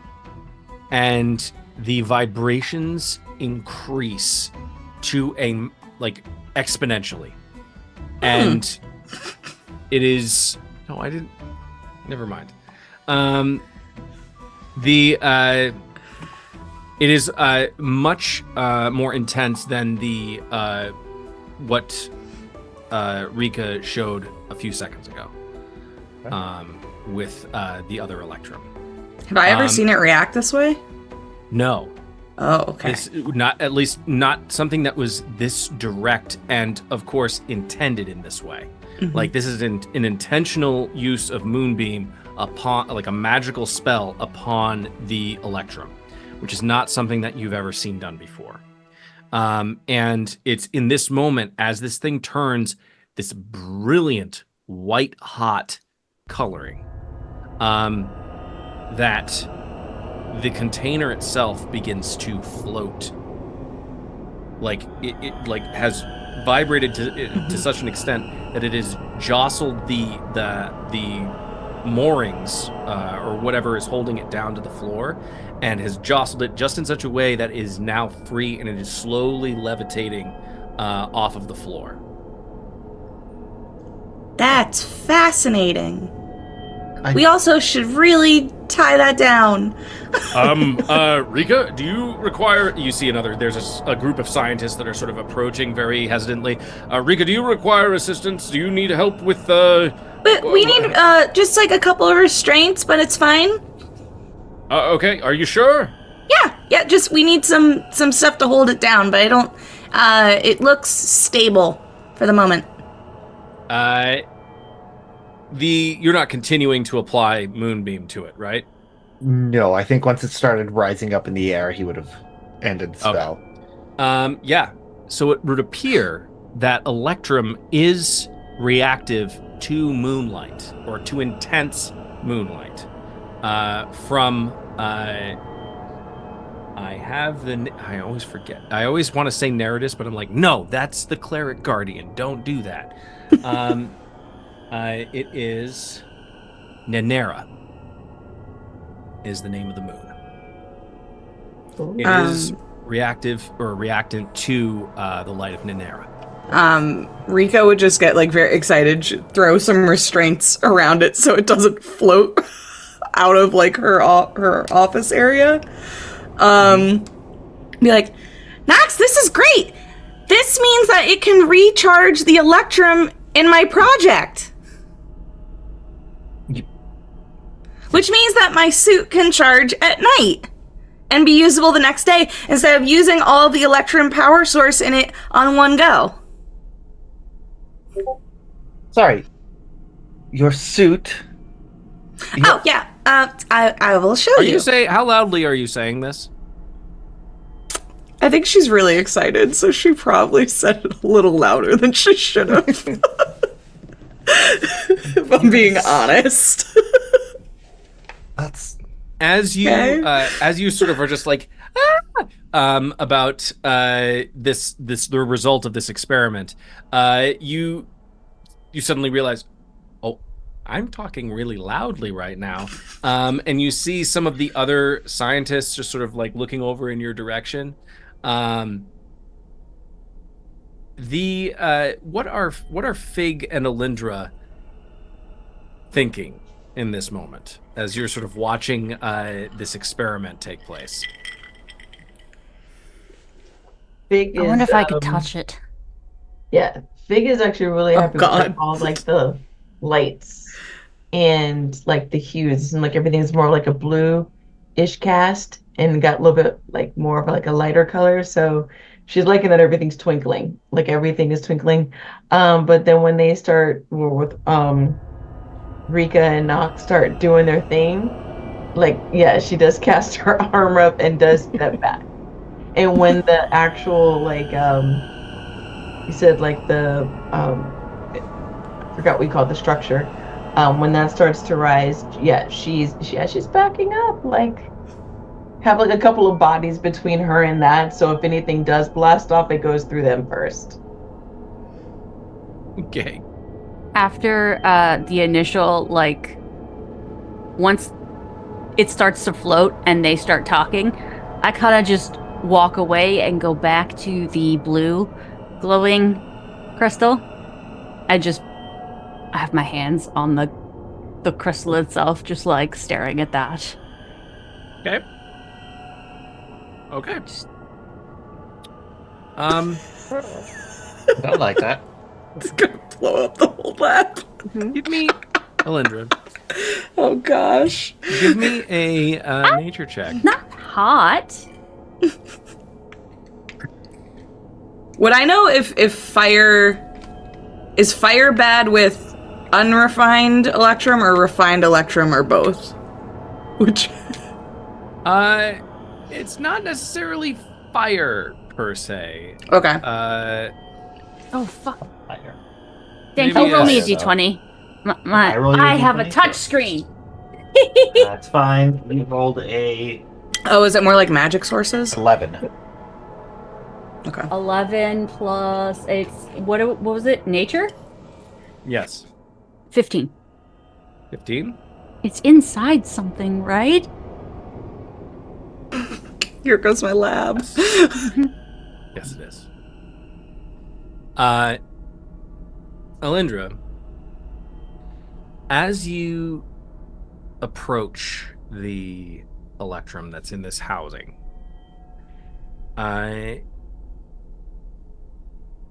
you know that, Rika and Nox are very exuberant and happy about sort of the result of adding moonlight to I really wasn't trying to do anything. Okay.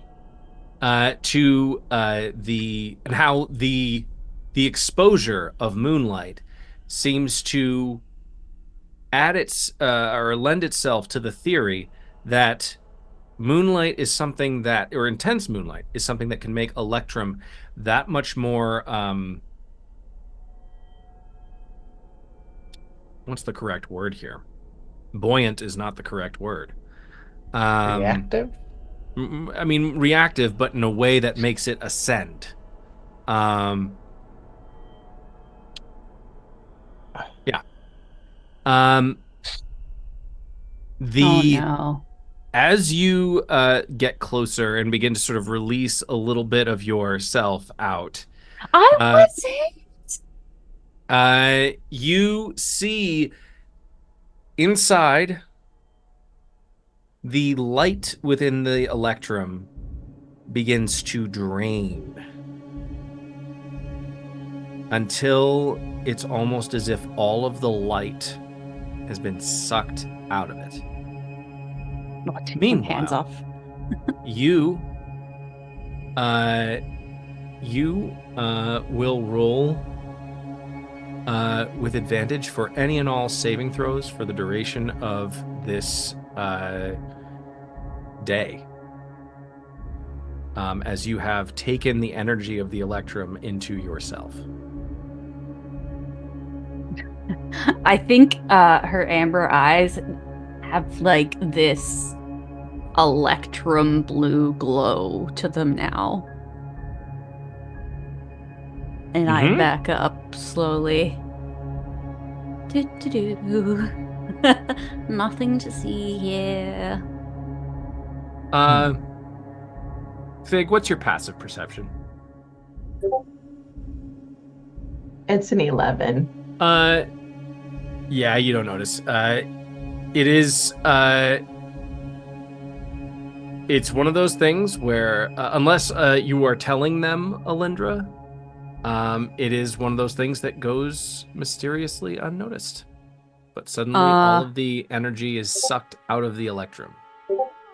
I will, when there's a moment that they've kind of calmed down from their excitement, lean over to Rika and say, "Don't panic.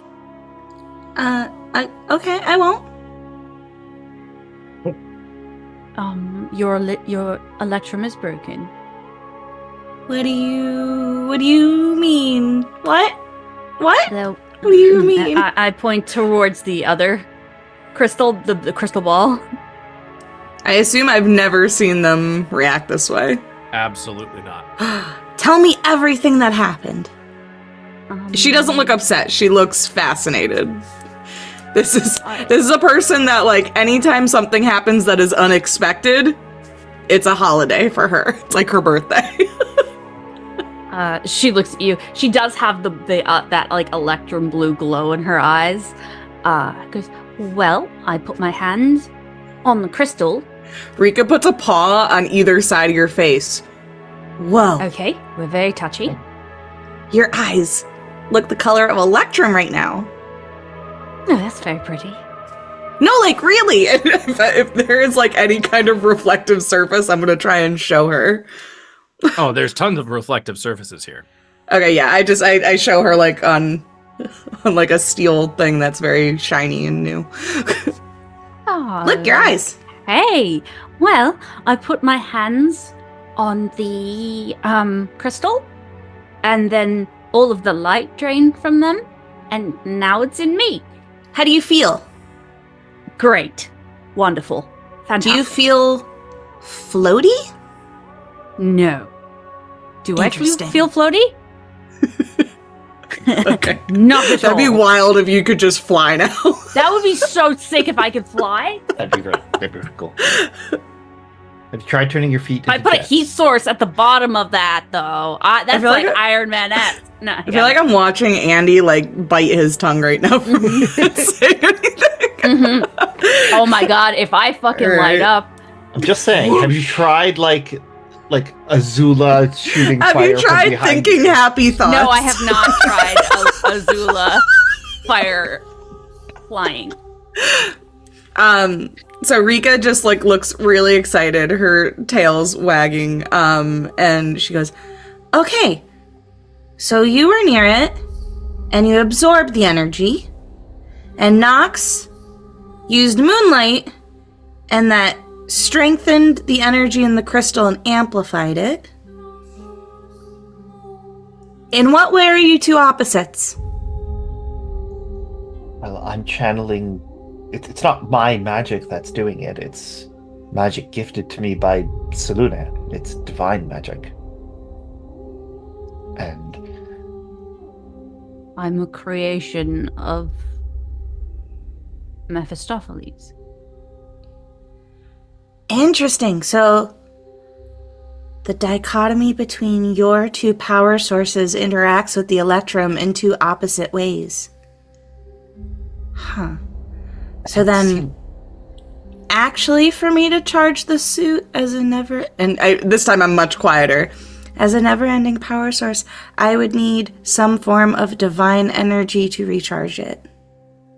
And if someone else was using an Electrum-based weapon, fiendish energy could absorb it and render it inert. Huh. You might need hellfire.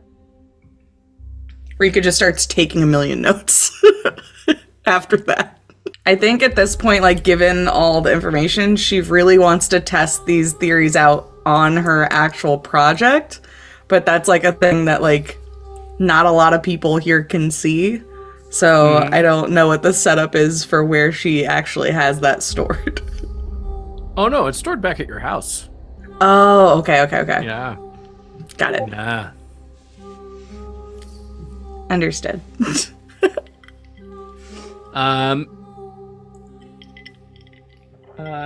Everybody give me a perception check. God damn it. He has the face, and I'm just like, I don't want to. For, like, totally normal, not nefarious I things. didn't mean Under to a do 7. It's a 7. something. Okay. It's perception? Okay. Well, that's fantastic for me. Okay. I got another 18 plus 5, so 23. 23? 9. Okay. 16. 15. No, wait, I have advantage. To be fair, you're also vibrating. Also 9. Oh my god. I got a 23, though. I am perceptive. Elindra, Yes.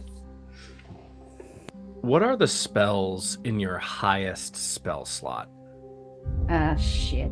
Okay, una momento. Well, I get that up for you.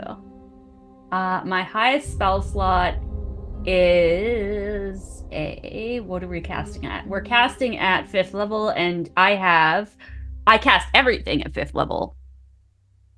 Right? Because I'm a warlock. Warlocks, baby. But here's what we got. Thunderstep, teleportation circle, synaptic static, summon greater demon, fireball, fire shield, dimension door, counterspell, blight, and banishment. If we could ignore like the last 5 that she said, that'd be great. Everything from fireball to banishment, if we could just forget that was uttered, be wonderful. I mean, synaptic static and summon greater demon, not great either. Not great either. Thunderstep was the first one. Just do that. Just do Thunderstep. Go somewhere else.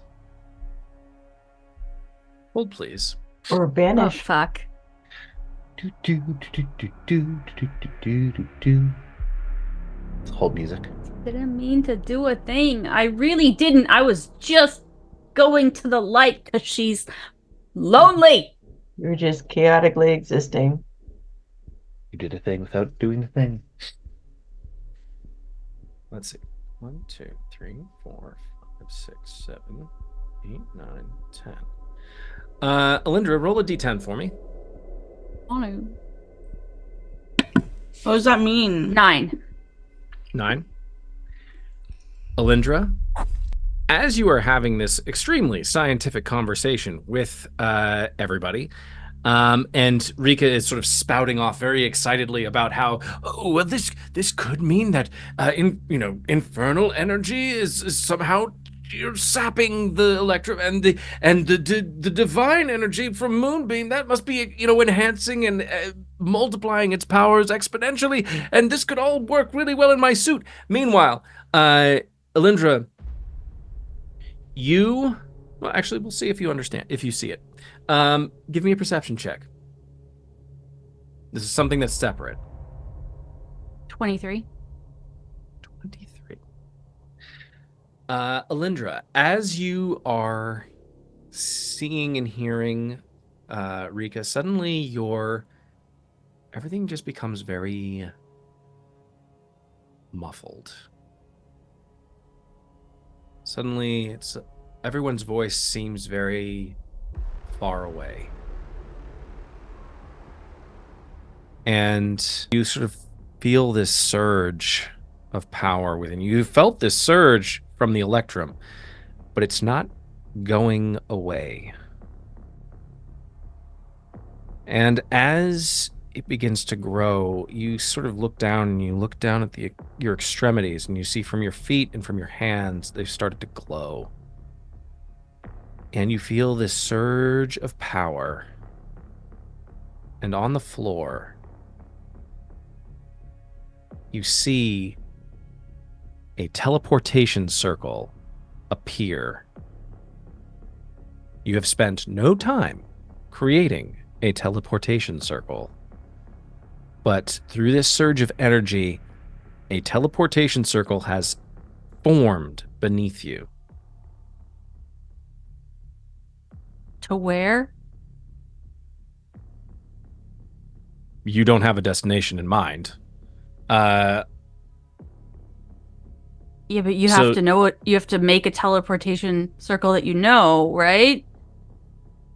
Yeah. That's why I had you roll the d10. On a 10, it was going to do nothing. Oh, great. A 1 through 9,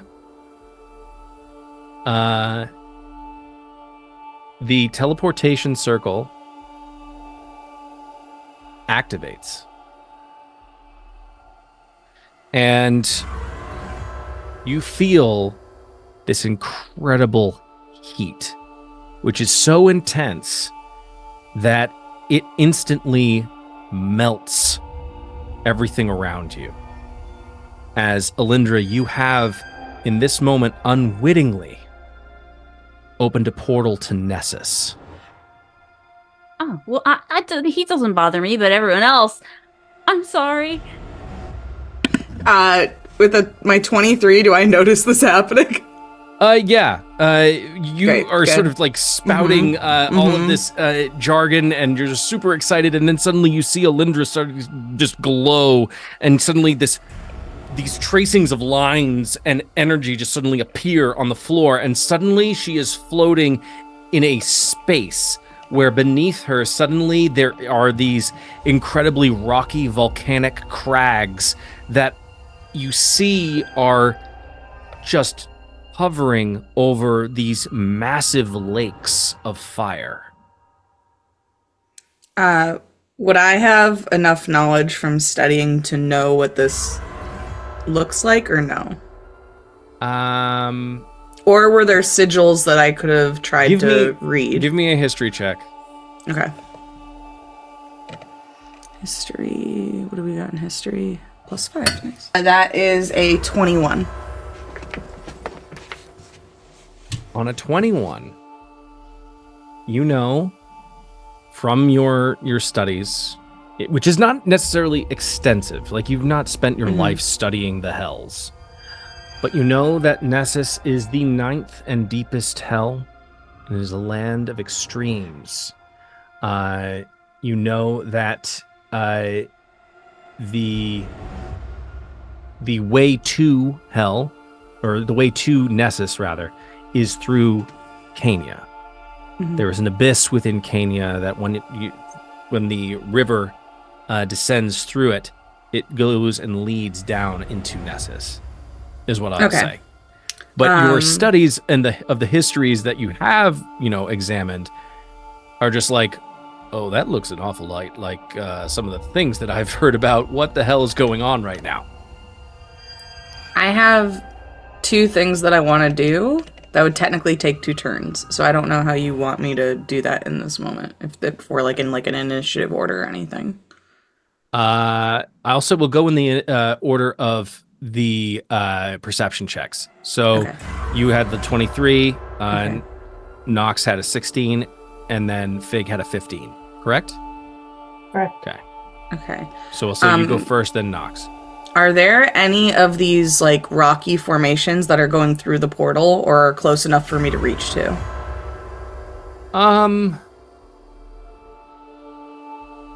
You would burn yourself, wouldn't you? I don't know. We'll find out. You do know you would be able to. Here's the thing. You know that you would be able to. You don't know how long this teleportation circle is open for. I am aware of that. Oh my god! So you could reach through and try to grab something, or try to go through and see what it's like there.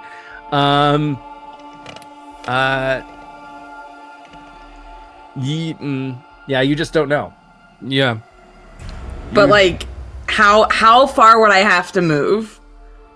I would say at least 30 feet in order to get into like a space where you could actually touch anything. Okay. I also have to figure out what my stats are without the suit and stuff, because right now I think I still have the 40 movement speed though. Okay. I'm trying to figure out how to flavor this because originally I was going to flavor like all my spells like through the suit, but technically I can cast them whenever. I'm going to say Rika like grabs something off a table that is like kind of looks like a tuning fork. And she is going to go for like the closest rock to her. So I guess like on a tall peak or something, within 30 feet. And she is going to cast Shatter on the rock formation. So that the reasoning is, just so you know, she wants to cast Shatter because it should break up rock or any kind of like solid material like that. I can read the spell in a second, but and then she wants to grab a piece and hike back. She just wants something to use for experimentations with the Electrum later that's infernal in nature. So. Got it. Okay.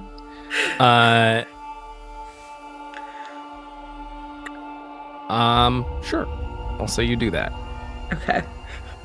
Um, So technically, what's the thing for shatter? It takes 3d8 thunder damage, but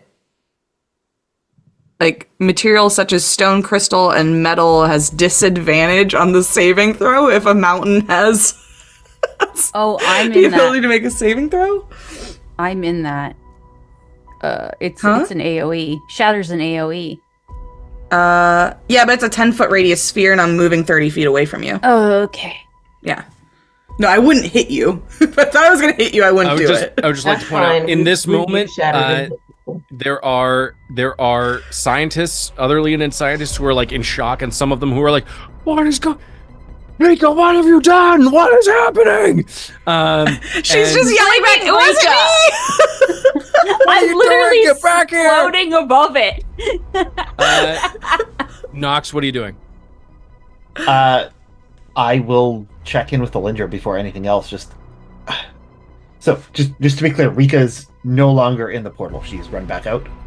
No, so I go 30 she's not feet yet. in. I cast Shatter. I get the stone, and then I have an additional 10 feet to get back. So I'm 20 feet from the portal at the end of my turn. Okay, so you're still in. Currently. Okay, so that changes things a little bit. Look, she's a curious cat. I don't know what to tell you. Nah, I love that for her. I mean, okay, I may be so making a new character next game. It's fine. that's okay. Okay, that means I can't do that. This is a Elindra- beacon to garage it. Shatter's also not exactly quiet. No, No. it's very loud. I think it actually says something about how loud it is in the spell description. Well, Grosjean isn't in Nessus. No. I mean, He wants to go there. Yeah. yeah, I don't know how it works in this world, but technically he would normally be in the Abyss. He's out. He's here. He's in. He's in. Oh, right, he last time I visited saw him you. was he was in Ashcaleen physically. Okay. I don't have anything that can get you out of there, and the thing I can do, I don't want to do while you're in there. So Sure. I will just. Elindra, what? I'm assuming you want this thing gone, right? Rika, get your ass out of there. What the hell's going on? I'm not doing this on purpose. I might be able to close it, but not while. Rika! In this moment, in this moment, Nox, That's you are all. looking past Rika, and you see, as you're having this very quick conversation, you see that there are these can't be clouds. I don't know, clouds in. No, that's a massive God, swarm of something. They're coming out. Oh my god. I do actually. Now that you mentioned that, I will get. What? How far can I pull you with this? Because I have Thorn Whip, which will pull you 10 feet. It 10 won't pull feet. you out, but it'll only pull you 10 feet. Yeah, I'll get Rika 10 feet closer to the. Or do I want? How far away does the cloud look? And how fast does it seem to be moving? Oh, it's moving fast. And in this space, over the sound of sort of the portal humming around you, you hear the definite sound of a mass of wings. Okay. I am going to. I just realized I was muted. I want just on the other side of the. How big is the teleportation circle? It's about 10 feet by 10 feet. Perfect. I cast Moonbeam, just so that anything that tries to fly through the portal has to go through the Moonbeam. You're hurt casting Moonbeam around fine. Elindra? I want to do it, if I can, just on the other side of the portal. Like, I want to cast it into Nessus. So the portal is underneath me, and it's a cylinder. Oh, I hate that. Okay, then I'm just gonna pull. I'm just gonna move towards, like, just get to the edge of the portal, and I'll thorn whip Rika to try and pull her 10 feet closer. Rika, get back here! I love it. I love the high pitched little yell that you had. Get back here! And just pull. Does that complete your turn? Yeah, that'll be my turn. Okay. Also, how much damage do I take from Thorn Whip? It is. You have to roll death saving throw. Oh, weird. This says 40d6. Weird. 40 Six. 40d6. Bro, you're lucky you Jesus have fun Christ. still. Fig, Okay. No, what 6 damage. what is Fig doing in this? Freaking the fuck out. Because that's not what she intended today, of being all glittery and shimmery and shit. We're supposed to go to a festival after this. I'm sorry. Party. We started with brunch, and now we're like portals and hells and shit. It's like, what? How did this happen? Brunch was so nice. It was so good. I just wanted to dress up and go find a furry, a furry A what? cat. What? Okay. You heard it here, folks. Just wanted to go find a furry. It's fine. Done. That's it. Please finish the sentence. Oh wow. Okay. Go ahead. So, Big sees what's going down, and she sees what Nox is trying to do. She has mirthful leaps. So what she intends to do is to go jump in there. Can she? And this is with all the fingers crossed. If she can use where Nox's reach ends, I guess, at that thorn whip, because it doesn't reach Rika, right? No, it Yeah. does. Yeah, but it pulls her only 10 feet closer. Yeah. Oh, So now I'm 10 feet from the portal. just kidding. I don't know why. When I was listening, it would just literally saying that it You was, like, jumped in there. Slowly getting there. Elindra would have been Real like, slow. "Stop jumping in the portal." Got you. May I ask another question? This was my plan deep in. How long will it take for him to be able to pull Rika through? The swarm will get to us by then, right? You don't know. But Okay. So far, Nox is the only one who has seen the swarm. Okay. Oh, And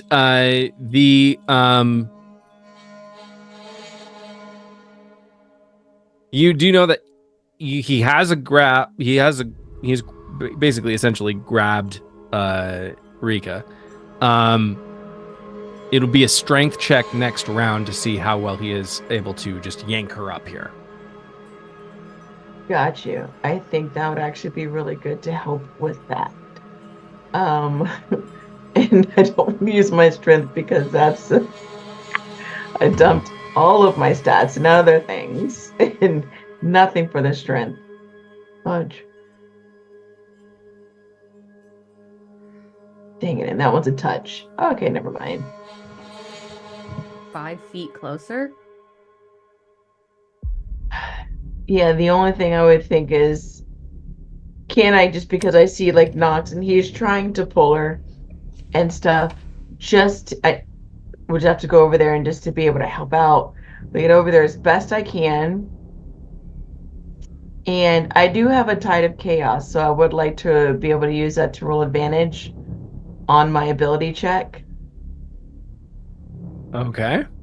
for whatever you want me to check to help Nox pull Rika closer, quicker through. Yeah, You can get her the last 10 feet. I can probably close this portal next round. that would be beautiful. I can use a bonus action to get her 5 feet towards us. I feel Without terrible that casting I've a caused spell. this issue now. I'm here for the drama. Without losing concentration on the spell or anything like that. It's just a bonus action feet. Sick. So to be clear, Fig, you're going to try and use your strength to yank Rika the rest of the way. And you are going to use your Tides of Chaos in order to do that, to make sure that you have advantage. I feel like you put on funeral music, and I am concerned. I didn't. Okay. Just want to make sure of something really quick. Okay. Just All I enjoy the know music. Is if It's this, disturbing, if this, Andy. If this fails, I'm gonna use the circle to go with her. Spoiler alert it. I'll jump in with I'm you. letting you know ahead of time, guys. I'll leave to get her back. I also have 40 feet of movement on my next round to get out of Also the true. We hope you have a next round. Yeah. Okay. Like, what? Should be fine. Alrighty. Fine. Like, I made Hold a on 1 stupid second. decision. It seemed like the right thing to do No, at the it's time. Go ahead. Go ahead. Very Go ahead. What Guardians do of we the do? Galaxy right now. Fuck me. Fig, I need you to give me a strength check at advantage. Okay. I use these 2 dice. I'm not kidding. I'm gonna take a picture. See, I'm not touching my dice. Like we wouldn't trust you. Of course, but this is like really cool because it's my dice too that I made. Hold on. Let me Hell get yeah. my picture. And Yeah, sure. Once you're done with that, just give me a roll. Give me a D100 roll. Ooh. I Why? know. Stop I it, know. Andy! Tides of chaos. Oh. She used She's her. using her Tides of Natural Chaos. 20. That's a wild magic. She's on the wild magic Oh, surge table. shit. I didn't know that. Yeah. Oh, no. And it goes Fireball. Just through. a Now I unicorn said it. appears. It's going to be fine, guys. We're fucking. Right. We're. So it's Pig the turns right into a one. potted Nice. And then you Fuck. said roll my D100. Fuck, one of those is a fireball, isn't it? Mm-hmm. There's so many bad things that could happen right now. Oh, my Okay. All right. Fucking children are singing to us.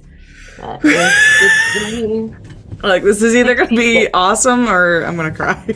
What was it? What was I it? got so nervous when you told me to do my wild magic when I'm dropping my dice everywhere. 66. 66. 666. I'm not even gonna look at the table. Don't like that. Up to 3 creatures you choose within 30 feet of you take 4d10 lightning damage. That's fine. Just hit me. It's fine. me. I'll be fine. Well, You I can absorb choose, elements. guys. You choose. Yeah, but don't hit my it colleagues. is 3. Sorry? Is it up to 3 or choose 3? You choose 3. No. It doesn't even say. Each creature within 30 feet of you takes... no, hold on. Each creature within 30 feet of you... Why? Andy, stop fucking around. Up to 3 creatures you choose within 30 feet of you Up take to. 4d10. Oh, so then you don't Lightning have to damage. choose them, right? Up No, to. up to 3 creatures to. you choose within 30 Which feet. means of you. 0's an option. No. Up to. Up to. Listen, semantics, okay? Elindra. Look, it's Choose okay. 3 We can people. heal afterwards. It's one. gonna be fine, guys. I'm Last No so 3 one's people gonna scared. with drop lightning. from that. I did specifically tell everyone that I prepared absorb elements this morning. So He did. if you You're a wanted to beefy throw it boy? at me, you know that I'm prepared for it. Oh yeah, you did say that. Yeah. All right, may I ask, would Fig, because I totally didn't remember him saying that, but I remember Nox saying that to Elindra. Does Fig remember that Nox said he could absorb elements? This Give me a is so history check. creepy. History check. Oh, The this big- music. Can't hear it for some reason. It's not working for me. No, that's Aw, a 3. It's giving me shivers. 3. Oof. Nope. So it's Elindra. Nope. Do you just Okay. 1. So I'm just so the 3 people within 30 feet of you. That's Rika. That's Okay. Christ. That's Nox, and that's Elindra. Yep.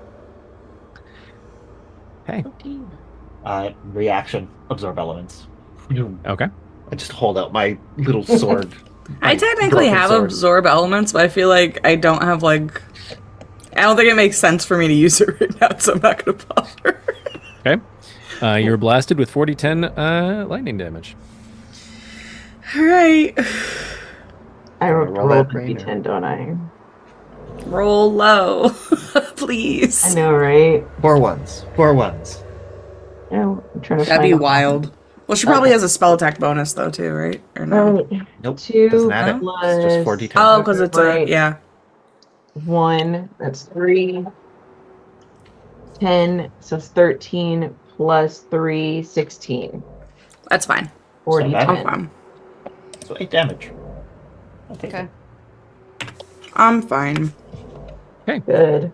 As the lightning cascades out of Fig in this moment, just from your extremities, just these long tendrils of just lightning energy courses through your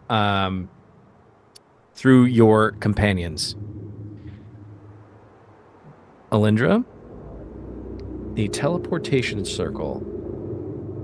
As you feel the blast of lightning energy hit you, you lose. You're not even sure if you're controlling it in this moment, but you lose focus just as the pain from the blast hits you, and the teleportation circle shrinks down to 5 feet. Don't I get a con save?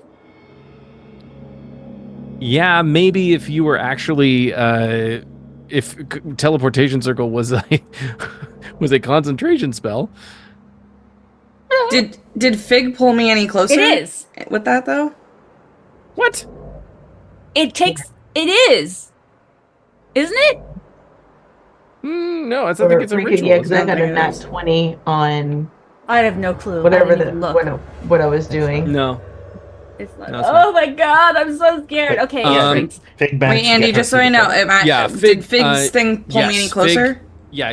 Fig yanks you out of Oh, the I'm out? circle. Oh yeah. Oh, okay, cool. whatever. Oh, you should have started with that. She basically did what Nox was preparing to do next round. Okay. So yes, Cool. Fig runs over, just unleashes her tides of chaos. Suddenly, lightning blasts just sort of shoot out into every single person within like a few feet of her, and she yanks on the vine, yanking Rika clear of the circle. There's a blast of heat as Rika clears the circle, and the flapping of wings has gotten louder. Just since Elindra is also blasted, the circle shrinks and then closes. Bam. Sick. And Elindra, you drop to the floor. Meanwhile, Everyone else in this lab. every scientist, every Leonin scientist in the lab immediately is screaming orders, yelling at Rika, yelling at you all, demanding answers immediately. You see several during the confusion and the sounds. You see suddenly these very large-looking guards enter the lab with these massive electrum glaives leveled at you. That is not good for And them. the head of For these us. the head of these Leonin guards says, "You have violated this sacred space and opened us up to unwanted attention. You are under arrest." I didn't Oh, do anything shit. on purpose. We just wanted to go to a festival. And that is where we will leave it for Oh tonight. no. Crap. I would like to roll initiative. Oh no! Invisibility. Just let me get near their glaives. Yeah, honestly, if you can drain Times the two. weapons, that's Let's go. pretty awesome. Seriously. Thank you all for watching. Tune in next time to see what kind of hellish / terrible shenanigans this group will get into in our next session of Shadows of Ashcaleen. We love you. We hope you have a great rest of your week. May you roll nothing but nat 20s. Bye.